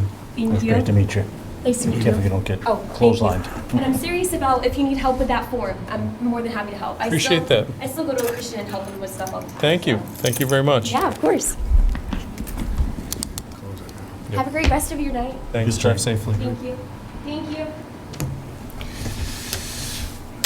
Okay, I'll make a motion that we adjourn the meeting until Tuesday at 1 PM. So just for the public who may be watching this, if you didn't pick up on that, we will be meeting again on Tuesday at 1 PM here in the meeting room. Mr. Cadigan will be dialing in via Zoom, so there is a phone number you can dial in to listen to the meeting if you care to do that.